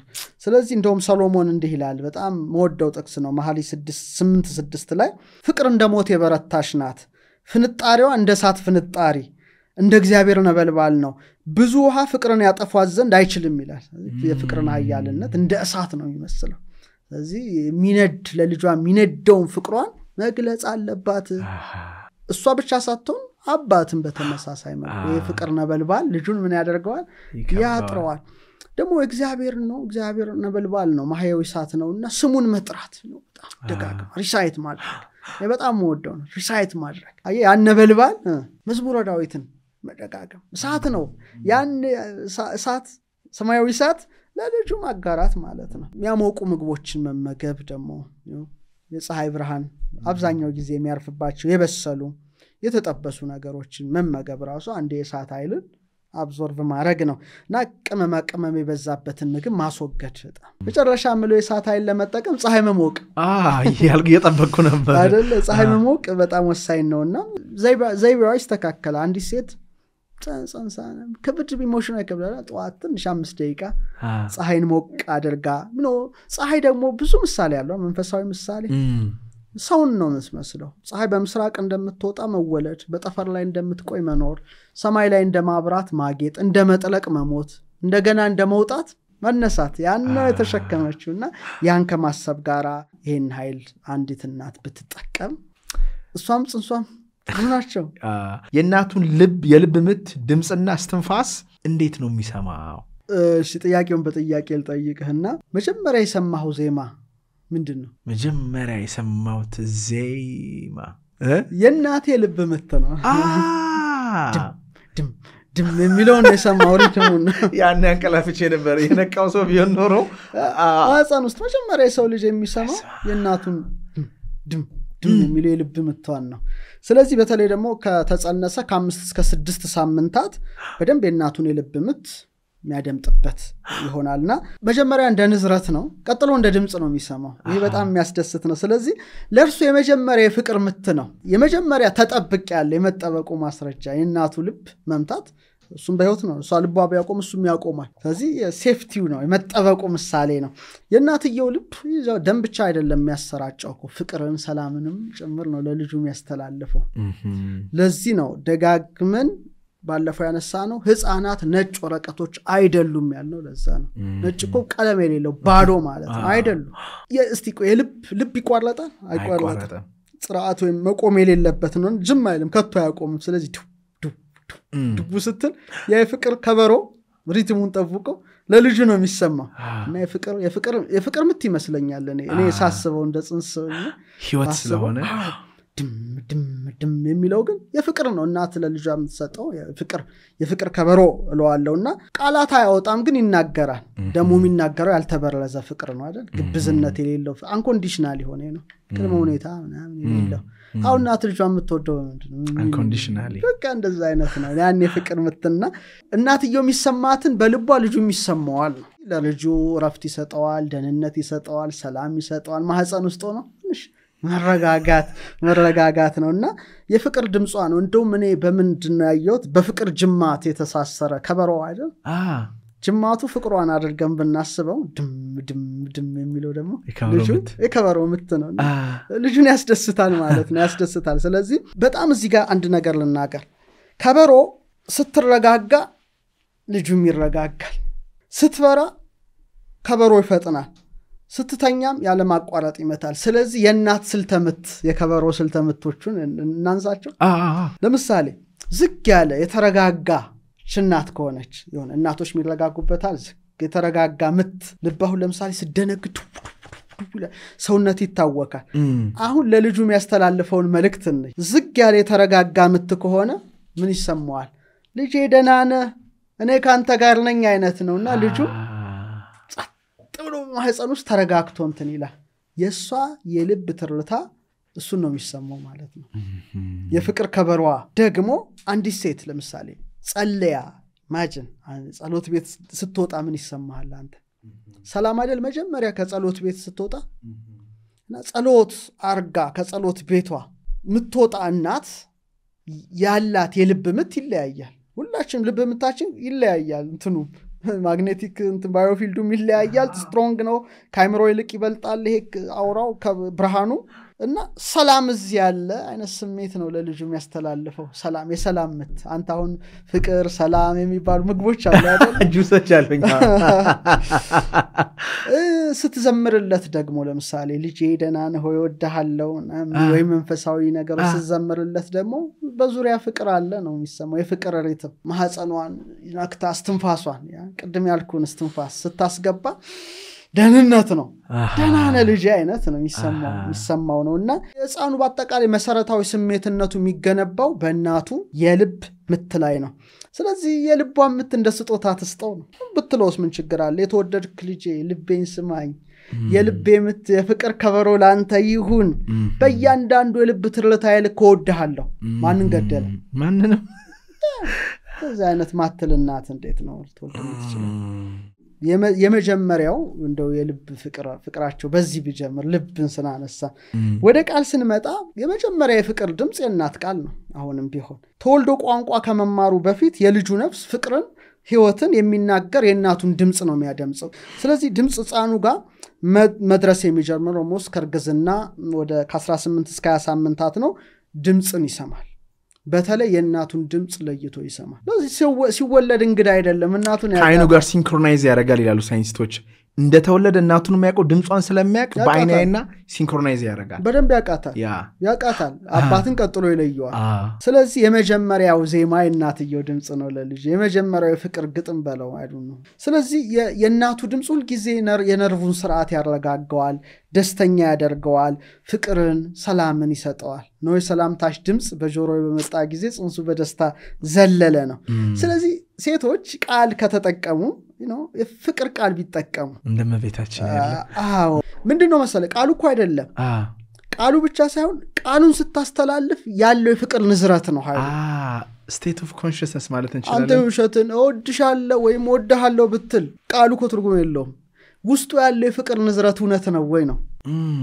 ንዝረቱ ስንል ቴክኒካል እንዳይሆንባቸው ምን ማለት ነው ከውስጣቸው ማመን እንትን ለምሳሌ የሐሳብ ኃይል አለ አይደል ባለፈው አይተናል ፓወር ኦፍ ቶትስ ኢንቴንሽን ምንድነው አንድ ነገር ሰው ለምሳሌማ በልባቸው እንትን ይላሉ ባፋቸው አንተ ምናም ስላለ ሀብታም ስለሆንክ ስልጣን ስላለ ቢያቆለጳጵሱ ትርጉም የለውም ከልባቸው አይደለም ስለዚህ ኤነርጂ የለውም ቃላቸው አንተ ትልቅ ሰው ነህ አንተ ምናምን ቢሉ ትርጉም የለውም ባፋቸው እንትን ይኛል ልባቸው ከነገር አይደለም ግን የሚወጣ ኃይል ግን ቀላል አይደለም ምንም ዙሪያን የከበቡ የውሸት ቃል ከሚያሽጎደጉዱል ብዙዎች ይልቅ ጥቂት የፍቅር ቃል የሚገልጹል ጥቂት ሰዎች ቢያወድሱ ኃይል አለው ኤነርጂ ይሰጣል ቢመርልቁ ውሸታም ሚሊዮኖች ከሚመርልቁ እውነተኞች 5 ሰዎች ቢመርልቁ ወይም አንድ ሰው ቢመርልቅ በቂ ነው ከኃይል አንፃር ምክንያቱም የነሱ ምርቃት አይደርስም ምንድነው የፍቅር ንዝረት የለው በውስጡ ቃሎቿ ብቻ ሳይሆን የምሰጠውም የፍቅር ንዝረት ይኖራት ነው ለምሳሌ የፍቅር ቃላት ለምሳሌ ልጄ አንተ ለኔኮ በረከት ነህ አይደል ልጆች እግዚአብሔር ስጦታ ናቸው አይደል ልጄ አንተ እኮ ለኔ እግዚአብሔር ስጦታ ነህ የተሰራው እኮ በእግዚአብሔር እጅ ነው በጣም ያስደስት ፓወርፉል ቃል ግሩምና ድንቅ አድርገህ ፈጥረኸኛልና አመሰግናለሁ እንዳል ልጄ በማህፀን ውስጥ ሳለኩ እግዚአብሔር እጅ ይጠብቀሃል አይነት በቃ ያ ቃል ማለት ቀላል አይደለም የፍቅር ቃል ነው የእውነት ቃል ነው ስለዚህ ጠዋት ስትነሳ አንዲት ሴት እንግዲህ ብታደርገው እንመኛለን እንደምን አደርክ ልጄ ውዴ ፍቅር ቃል እኮ እንደምን አደርክ ውዴ ይቀን በሰላም የተመላ ይሁንልሽ ሴት ኮለ ወድሻለሁ ልጅ አባት ምንድነው የሚለው ለምን ሰላም አይልም ልጁ በማህፀን ውስጥ ያለው ሰላም ብሎ ግሪቲንግ ሰጥቶ መሄድ አለበት በየቀኑ ደግሞ አንድ የቅዱሳት መጻሕፍት ክፍል አውጥታ ደግሞ ማንበብ ለልጁ ማንበብ ለዚህ ነው አሁን ህፃናት ስለሚሰሙ ስለሚታወቅ ብዙ የተረት መጻሕፍቶች ተዘጋጅተው ባህር ማዶ ለጽንስ ይነበባሉ አሁን ግን በእኛ ደግሞ ቅዱሳት መጻሕፍት በጣም ብዙ አሉ ብታነብና ከዛ ውጪ ግን እንዴ አንዳንድ ሰዎች ግን የሚሰጡት ቃል እንኳን እንደዚህ የፍቅር ቃል በራሷ ስተት እንትን ብላ እንደው ለምን ጸነስኩ እንዴት ብዙ በኋላ ወይ ልናነሳው እንችላለን ይሄን እንደው ኃይል ባላነሳ ያደክማል ያሰለቻል ሰው ከመሆን ያወጣል እኔ አሁን እናትን ነው እናት ትልቋ እናት የምድር አምሳያ ስለሆነችው የከበረች እናት ነው ያወራው ያለው ቀጥሎ እስትንፋስ አይደል አሁን ልብና አየል ቃልና እስትንፋስ ነው ይቀርላል እና አተነፋፈሷ ደግሞ የልቧን ስሜቷን በአጠቃላይ ሆርሞኖቿን ያለችበትን ሁኔታ የሚቆጣጣር ነው አይደል ልብ ቁርጥ ትንፋሽ ቁርጥ ካለ ችግር አለ ማለት ነው ስለዚህ የእግዚአብሔር መንፈስ የእግዚአብሔር እስትንፋስ ህይወትን እንደሰጠው ኢዮብ ጽፏልና ያን እስትንፋስ ማስገባት መንፈሳዊ ኃይልን የሚሸከም ነው ነፋስ ቅድም እንደው አይተናል ስለዚህ የእናቱ እስትንፋስ ለልጁም ጥሩ ነው ማለት ነው እሷ የተረጋጋ ትንፋሽ ተንፈሳ ልጇ እንዲረጋጋ ማድረግ ያልተቆራረጠ እስትንፋስ መተንፈስ ባለፈው እስቲ ኮቪድን እናንሳ በጣም ያስፈሪ ወር ተመልከት ለኦክሲጅን ስንት ከፈል በጣም ብዙ ኦክሲጅን ውስጥ ያሉ የውስጥ የገቡ አስባችሁ እግዚአብሔር በነፃን ይሄን አየር የሰጣት ደግሞ ልጅ ተሸክማለች እና ያን እስትንፋስ ስትምገው በዛ እስትንፋስ በኩል እንዲሰማው ታስብ ነው ምክንያቱም ሌላ ትልቅ ህይወት በሷ እስትንፋስ ውስጥ ይተነፍሳል ስለዚህ ይሄ ወሳኝ ነው የሚል አሳባለ ስለዚህ ልቧን ቃሏን እስትንፋሷን እሳቷን ውሃ ነፋሷን መሬቷን በዚህ መልኩ ሰባቱን ኃይሏን ካስተባበረች ያ ልጅ ምን አይነት ልጅ ወይ የሚያቺ ልጅ ምን አይነት ልጅ ልትሆን ትችላለች ብለህ ታስባለህ ትልቅ ኃይል ነው በጣም የተቀደሰች የተባረከች የምታድነን አሁን ካለን የርስ በርስ ግጭት አሁን ካለው ድህነት እጥረት ነፃ የሚያወጡ ትውልዶች የሚፈጠሩት በዚህና በዚህ ብቻ አይደለም ብዙ ጊዜ ፎክስ በገነባን ትምህርት ቤት ስላስተማረ ውጭ ሀገር ስለላከን ሳይሆን ይሄንን መንፈሳዊ ጥበብ መጠቀም አለባችሁ እንግዲህ ያልሰሙ ሰዎች ካላደረጉ አይፈረድባቸውም ግን እዚህ ጋር ደግሞ ይሄን የመሰለ ውድ ጥበብ በነፃ አግኝታችኋልና እንደ ቀልድ አትውሰዱ ይሄን እኔ ስለሰማው በእውነት እድለኛ ነኝ ከዚህ በኋላ አይነው ብዙ ሪሰርቾች ይጠብቁኛል ሞር ለማጠናከር ግን ይሄ በጣም ጥልቅ የሆነ አጥንቴ ድረስ ዘልቆ የገባ ትምህርት ነው የጸነሱ ሴቶች ከምን ይራቁ አሁን ምን ማድረግ እንዳለባቸው አስተማርን በስተመጨረሻ እንደው ምን ማድረግ ቢያቆሙ ነው የተሻለ የሚሆነው ከባድ ግን ቀላል ግን ከባድ ራሳቸውን ከስልክ ቢያርቁ ያው ይበሳጫሉ ይሰሙ አትውሱ ሆኗል ባለፈው አይተናል ስልክ ጉዳይ ስልኮች ዝቅተኛም ቢሆን የኤሌክትሮማግኔቲክ ጨረር ያመነጫሉ የሚታወቅ ነው ኤምኤፍ ያ ደግሞ የተወሰነ መልኩ ይጎዳበት አጋጣሚ አለ ምክንያቱም የጽንሱ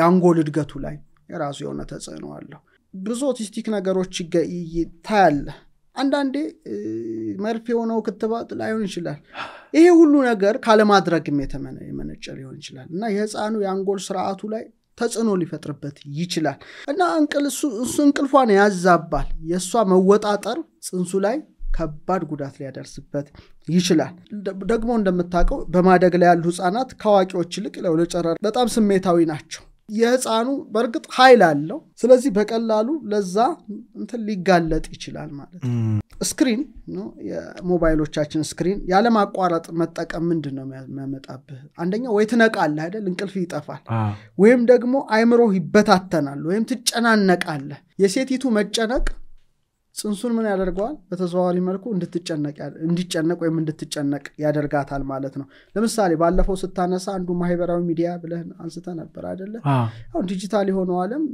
ያመጣል ቅራቅንቦ ብዙ ነው እና ያ ደግሞ ሆርሞኑ ለምሳሌ ጫና ካለ የሞት ዜና የምን ዜና ምናምን ከሆነ ትጨናነቃለች ያ ኢሞሽኗ ወደ ልጇ ይሄዳል ማለት ነው በተዘዋዋሪ መልኩ ስለዚህ በተቻለ አቅም የኮርቲሶል የጭንቀት ሆርሞኑ እንዳይጨምር ከነዚህ ነገሮች እንደው ከስልክ አካባቢ እንትናት ህፃኑ በርግጥ ስልክ አይሰማም ግን የእናቱ አይምሮ መበታተን ማዕበልነቱ አይሰማውም ብለን ስልክ አይሰማም እሱ ግን የእናቱ ስትሰማ የሆነ የሚያስጨንቅ ነገር ምናምን የልብ ምቷ ራሱ ኢትዮጵያ ላይ ጦር መተነሳ እንደዚህ በዚህ ገባ ሲባል እሱ ስትል ያ ነው ማዕበሉ ይሰማዋል የሷ ማዕበል ይሰማዋል የልብ ምቷ ቅድም እንዳልነው ያተነፋፈስ ስርዓቷ ጽንሱ ላይ እንትናል ሌላው ብሉ ላይት አለ የሰማያዊ ብርሃን ሜላቶኒን ላይ ተጽዕኖ ያሳድራል ስክሪናችን ምናቀው ጉዳይ ነውና ስለዚህ እንቅልፍ ጥሩ እንቅልፍ እንዳትተኛ ያደርጋት አሁንማ ቲክቶክ ላይ ሱስ የተያዘች ከሆነች በዛ ከተለከፈች ተው በቃ አተኛም እሷ ስክሮል ያደረገች ነው የእንቅልፍ እንትኗ መዛባት ሜላቶኒን የሚባለው ሆርሞን ሲመጣ ነው እንቅልፋችን የሚመጣው ያንን ካዛባባት ኮርቲሶሉ ይሄ ጭንቀት ሆርሞኑ በጣም እየጨመረ ይሄዳል ማህፀን ቅድም እንዳልነው በረከት ለመቀበል እንጂ መቼም ለጩኸት የተዘጋጀ አይደለም ዲጂታሉ ዓለም እኮ የጩኸት ዓለም ነው እንዴት ለምሳሌ ከልጇ ጋር መጫወት ያለባት እንዴት ዲጂታል ጨዋታ ውስጥ ትጀምራለች ነው እናት ከሆነች አሁን ስለ እናት ነው የምናወራው ነው ስለ ፌክ እናቶች አላልኩም ስለ ትክክለኛ ትልቅ እናቶች ስለ ትልቅ እናቶች ነውና ሰው ሰራሽ ድግግሞሽ ያለው ይሄ ግን የማህፀን ነውና ከልጇ ጋር ነው በመለኮታዊ ስራ ማተኮር አይገባትም ነው በአምላክ ስራ ማህፀኗ ውስጥ ጽንስ ተፈጥሮ ከዛ 300 ሚሊዮን ነባዘሮች ሄዶ ገስግሶ አንዱ መፈጠሩ መቅደስ እግዚአብሔር አርአያ የሆነ ሰው መዛ ውስጥ ይሄ ጨዋታ ነበር ማድረግ ያለባት እንጂ ዲጂታል ውስጥ ዓለም ገብታ በጣም ትርምስ ውስጥ ምትገባ እናት አይደለችም ጥሩ ልጅ ታወጣ መስችለው በሌሊት ስልኳን ከምትጎረጉር መዝሙረ ዳዊትን ጮክ ብላ ብታነብለት ምን አለ ሞባይሏን አርቲፊሻል ላይቱን ከምትጎረጉር ሻማ አብርታ ብልሴት ነው ዋናዋን ሴት ነው የምናወራው እንጂ ዝም ብሎ አይደለም አብርታ መዝሙረ ዳዊት ለልጇ አንተ ብትል ጠዋት ላይ ዘላ ማህበራዊ ሚዲያ ውስጥ በገና ከንቅልፏ እንደባነነሽ ከምትገባ በስትንፋስ ለስትንፋሷ መስግና ጥሩ ስትንፋስን ለልጇ መስጠት ብታስብ ጮክ ያለ የሚያደነቁር ጩኸት የበዛበት አንዳንዶች እኮ ጸንሰውም እኮ ናይት ክለብ እኮ ሲጨፍሩ ይመሻሉ በጣም ያሳፍራል ስልክ አልጋዋ ስር ከምትተኛ ቅዱሳት ስዕላት መስቀል መንፈሳዊ ነገር አድርጋ ብተኛ ምን ችግር አለ ስልካቸውን ከማይጸናቸው አካባቢ ቢያርቁ እሷ ደረቷ ላይ አርጋ ነው እንደዚህ በጣም እኮ ማይሆን ነገር እኮ ነው ሁለተኛ ሲያርፉ ደግሞ ኤሮፕሌን ሞድ ላይ ቢያደርጉት አርገው ኤሮፕሌን ሞድ ላይ አርገው ትንሽ ባይጠፉ ዋይፋይም ካለ ሲቻል እንደው ቢያጠፉ ሁለተኛ ደግሞ እኮ ጸሎትስ እኮ አለ ለምሳሌ ከእንዲህ አይነት ጨረር ልጄን ጠብቅልኝ ማለት እኮ አለባት እኮ አንዲት ሴት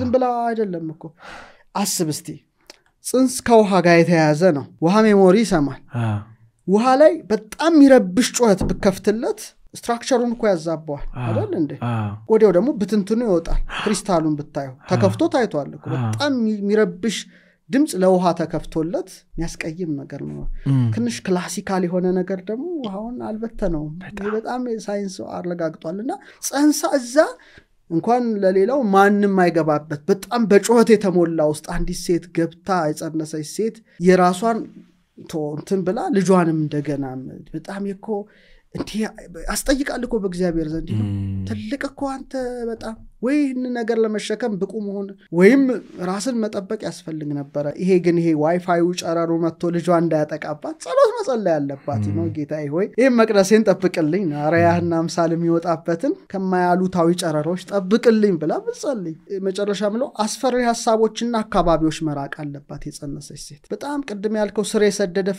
ፍርሃት የኮርቲሶል መጠንን በጣም ከፍ ያደርጋል መንፈሷን ትንፋሿን ይዛል ቅድም እንዳልከው ለልጁ አለመረጋጋት ያስተላልፋልና እግዚአብሔር ብርሃኔና መድኃኒቴ ነው የሚያስፈራኝ ማን ነው አይነት መንፈስ ብትይዘ ሌላው ግን ከሐሜትና ከመጥፎ ቃላት ማለት ይሄ ነው ከባዱ አሁን ሴቶቹ ስልካችሁን ዘግታችሁ ልባችሁን ለመክፈት ተፈጥሮ ውስጥ ገብታችሁ የፈጠራችሁን አምላክ ለማግኘት የትናንትና የልጅነታችሁን ስሜታዊ ቁስል ለመፈወስ ኦነተኛ ወዳጅ ለማፍራት በ19ኛው ዙር የማንያ ዞልሽቱ ሪትሪት ላይ ተሳተፉ ከሰኔ 20 እስከ 23 በድሮስ 87 2920 አሁኑን ደውሉ ውጭ ሀገር የምትገኙ ኢትዮጵያ ላሉ እህት ወንድሞቻችሁ ይህንን ሰላምን የሚሰጥ ሪትሪት በመጋበዝ ህይወታቸው እንዲነቃ ሰላማቸው እንዲበራ እርዷቸው ሁሉም ባለትም በተወሰኑት የሚከብዳቸው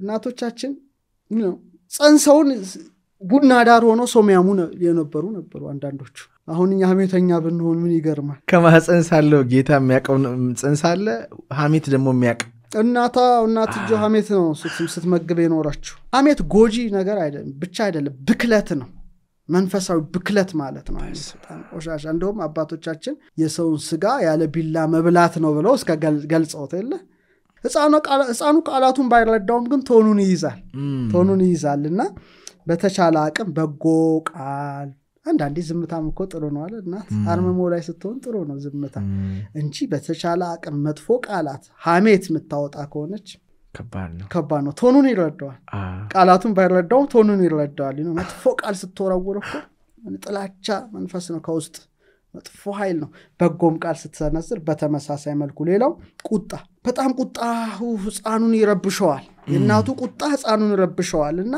በመትኩ በመዝሙር መተካት ብትችል ባትቆጣ መቅደስ ውስጥ ትጮሃለህ እንዴ አይጮህ በቃ ተመሳሳይ እኮ ነው መቅደስ ውስጥ ትቆጣለህ ታዲያ እግዚአብሔር እኮ መቅደስ የሆነ ሰው እኮ ነው እዛ ውስጥ ያለው እና መረጋጋት መቻል አለባት በጣም እና ከቁጣ ራሳቸው እንዲያርቁ እናቶቻችን መከራለን ከጨለማ አካባቢ መራቅና ከጠበኛ ሚዲያ መራቅ በቃ ጨለማ ነው እሱ ራሱና ፍርሃትን ስለ ሞት የሚያነሳ ስለ ጦርነት የሚያነሳ ፊልምን ሙዚቃዎችን ሁሉ የማህፀንን ስምምነት ያበላሻል እና አደራን እንላለን በጣም አደገኛ ነው ስለዚህ ከመጥፎ ከጠበኛ ሚዲያ ዜና መስማት መራቅ ኃላፊነት አለባቸው ለጽንሱ ሲሉ አሰቃቂ ታሪኮችን አሉታዊ አባባሎችን እናቶቻችን ያርቁልን አሰቃቂ ታሪኮች ስለ ህመም ታሪክ በጣም መጥፎ ተጽዕኖ አለው እገሊት እኮ ልጇ እንዲሆነ ሚሉ አደገኛ ምላሶች አሉ በጣም ከነዚህ ሰዎች መራቅ አለባት እገሊት እኮ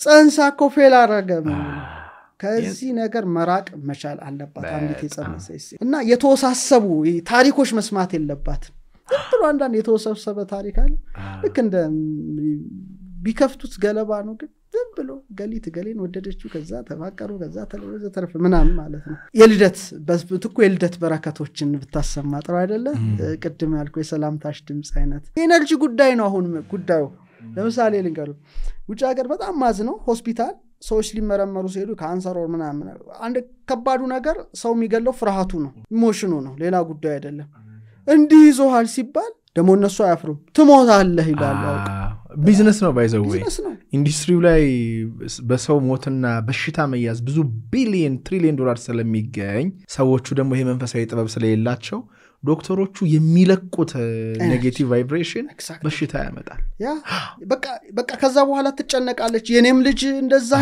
ይሆን ትላለች ስለዚህ በእግዚአብሔር ላይ ያላት መታመን ይቋረጣል ግን ጽንሱ በእግዚአብሔር ቸርነት እንደሚጠበቅ ማመና ያላት ሴት በጣም ከዚህ ያሉታዊ ንግግር መራቅ አለባት በአጠቃላይ ከወሬኞች መራቅ በጣም ራሷ ከእግዚአብሔር ጋር ያላትን ጥምረት ማስተናገድ ሌላው ግን ሴቶች የሚጎዱበት ራስን የመጥላት ቃል መናገር በጣም ወሳኙ ሴቶቻችን እናቶቻችን አሁን ዘመን ምን ሰማው ነው በየሶሻል ሚዲያው አንድ ወርግዝና ያስጠላብኛል ይላሉ አሁን ስለ ቅርጻቸው ያስባሉ ገና ወፍር ያለው ማለት ራሴን አስቀያሚ ነኝ በቃ ሰውነትን መጥላት ያ ማለት በልጁ የልብት ውስታ ውስጥ ያንን ቃል ማስቀመጥ ነው በሱ ምክንያት ነው እንደተጎዳሽ መታሰቦች ሴት በማህፀኗ በሰውነቷ ላይ በረከታዊ ቃልን መናገር ይልቁኑና ይማህፀን መቅደስ እንደሆነ መናገር አለባት ከዳንኪራ ቤት መራቅ ከመሸታ ቤት መራቅ ከመጥፎ መጠጥ መራቅ ለምሳሌ በመጽሐፍ ቅዱስ ላይ ሶምሶንን እናት የሚያሰክር መጠጥ አትጠጪ ይላታል መልአኩ ስትጸንስ ማለት ነው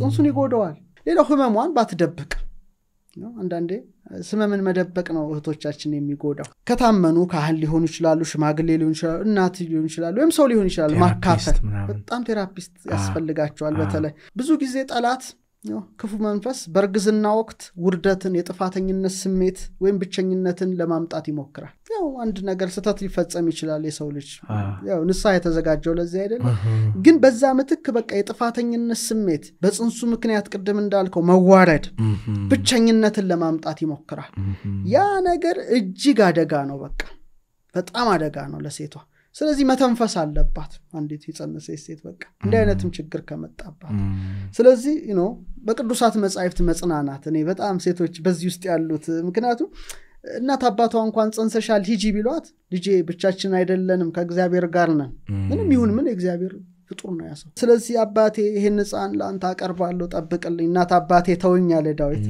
አንተ ግን አነሳኝ ይላልና ተውኛለ አባትናቴ ጣሉኝ እግዚአብሔር ግን ተቀበለኝ ይላል እቺ ሴት ችግር ተፈጥሮ ሊሆን ይችላል ሰዎች ሊያገሏት ይችላሉ ግን እግዚአብሔር ከሷ ጋር እንዳለ ሊሰማት ይገባል ከዛ ውጪ በጥፋተኝነት ስሜት ውስጥ ሆና መጥፎ ነገር የምትናገር ከሆነ ልጇን እየጎዳችሁ ነው። አንዳንድ ባለጌ አባት ደግሞ አለ ራሱ ግንኙነት አድርጎ ለምን አረጋሽ ምናምን እዛው እኮ ልጁ እኮ ማይጸናለ አስወጩ የሚልም አለ። ምን ያህል ኤነርጂ ተመልከት። ጨካኝነት እኮ አስወጩ ሲጀመር እሷ ምን አገባት በጽንሱስ? ከባድ እኮ ነገር እኮ ነው። መወሰን አትችልም። አንዲት ሴት ደግሞ ሰውን የመግደል መብት የላትም። ለምሳሌ የሴቶች መብት ከተባለ ሴት ከጽንሱ ውስጥም እኮ ሴቶች አሉ አይደል? ሰው ሆና ሰውን የመግደል መብት የላትም፣ ማስወጣት መብት የላትም። ውርጃ በጣም የተወገዘ ነው፣ መጥፎ ነገር ነው። አስወጪው ይላል። አንዳንዱ አባት ደግሞ የፍቅር ሹክሹክታን ለልጁ ሲናገር፣ አንዳንዱ ደግሞ አስወጪው። አቤት ምን ያህል በረከትን እየዘጋ እንደሆነ ቢያቅምሩ በጣም እና ይሄ ነገር በጣም የተዛባ ሆኗል። ለምን ጸነስኩት? እንዴት ጸነስኩት? ላስወጣው? እስቲ አማክሪኝ። አስወጪዋ። ጓደኞችም ደግሞ አሉ እንደዚህ ብለው ይመጣሉ። ይሄ የልብ ምቷ ማለት ሪትሟ የፍቅር ከበሮ አይደለም፣ የጥላቻ ከበሮ። ገለሃለሁ፣ ካሁን ነው አስወጣሃለሁ፣ በምናምን ተወጣለህ እያለች ነው። እናት ማለት ተወልደ እናት ገለሃለሁ ዛሬ ቤቴ ብትመጣ ቆይ ከሁለት ቀን በኋላ አርዳሃለሁ እያለች ደማስፈራራት ነው ስሜቷ። ነፍሳችን ደግሞ ታውቃለች። ነፍስ አዋቂ ናት። አሁን ለትክክለኛ እናቶች እናውራ። መርዝ ቃል የሞት ቃል የሚያወጡትን አንል። ይሄ ሴትነት ጠባይ አይደለም። የጨረቃ ጠባይ አይደለም። የመሬትም ጠባይ አይደለም። መሬት በጣም ደግናት፣ ጨረቃም መልካም ብርሃን ናትና ሴቶቹ እናቶቻችን በዚህ መልኩ ጽንሳቸውን ቢጠብቁ ከተወለደ በኋላ ደግሞ ሌላ እድገት ነው። እቺን ምድር ሲቀላቀል ሲያድግ ደግሞ አስበው እስቲ ሌላ ደግሞ ይኖራል። ዋናው ማህፀን ላይ እንደዚህ አይነት ስራ ቢሰራ የተቀደሰ ስራ በጣም እና አካላዊ፣ ስሜታዊ፣ መንፈሳዊ መስተጋብራቸውን አሰናስሎ አያይዞ አዋህዶ እሷም እናት እሱም ልጅ አባትም አባት ሆነው እነሱ እንደ ስር እሱ እንደ ግንድ የልጅ ልጆች እንደ ቅርንጫፍ ሆነው ይወጣሉ የሚል ሐሳብ። መምህር በጣም ግሩም የሆነ በእውነት ምናልባትም እይታዬን በትልቁ ሊቀየር የሚችል ፖድካስት ነበር የዛሬው።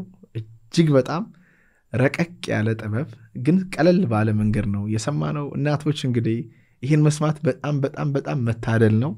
በዚህ ዘመን በዚህ ቴክኖሎጂ ቤታችሁ ቁጭ ብላችሁ ይህን መስማት ከቻላችሁ ከዚህ በኋላ ለምትጸንሱት ሰው መጠንቀቅ እንዳለባችሁ ነው የሚናገረው። በስተመጨረሻ የምትለው ነገር ካለ? ይሄን ነው ምለው። በመጨረሻ ስለ ባለፈው እንግዲህ ብዙዎች የቀመረ መቼ ነው ትምህርቱ ያሉ በጣም አስተያየት እየሰጡ ነው። እስቲ ያው ትምህርቱ መስከረም ነው የሚጀምረው። የተቀዳውን ነው ሪከርድ የተደረገውን ለመማር ቢፈልጉት እስቲ አመሻሽተን እንግዲህ ባንተ ፖድካስት ላይ በሌላ ሐሳብ መተን ማስታወቂያው መቼ እንደሚጀመር እንዴት እንደሆነ የምዝገባ ስርዓቱን በቅርቡ እነግራችኋለን። ሐሳብ አለኝ። እንግዲህ ምናልባት በዛሬው ፖድካስት ወልደው ደግሞ የጨረሱት ለምን ደግመን አንወልድም እና ይሄን ተገብርም ሊሉ ይችላሉ።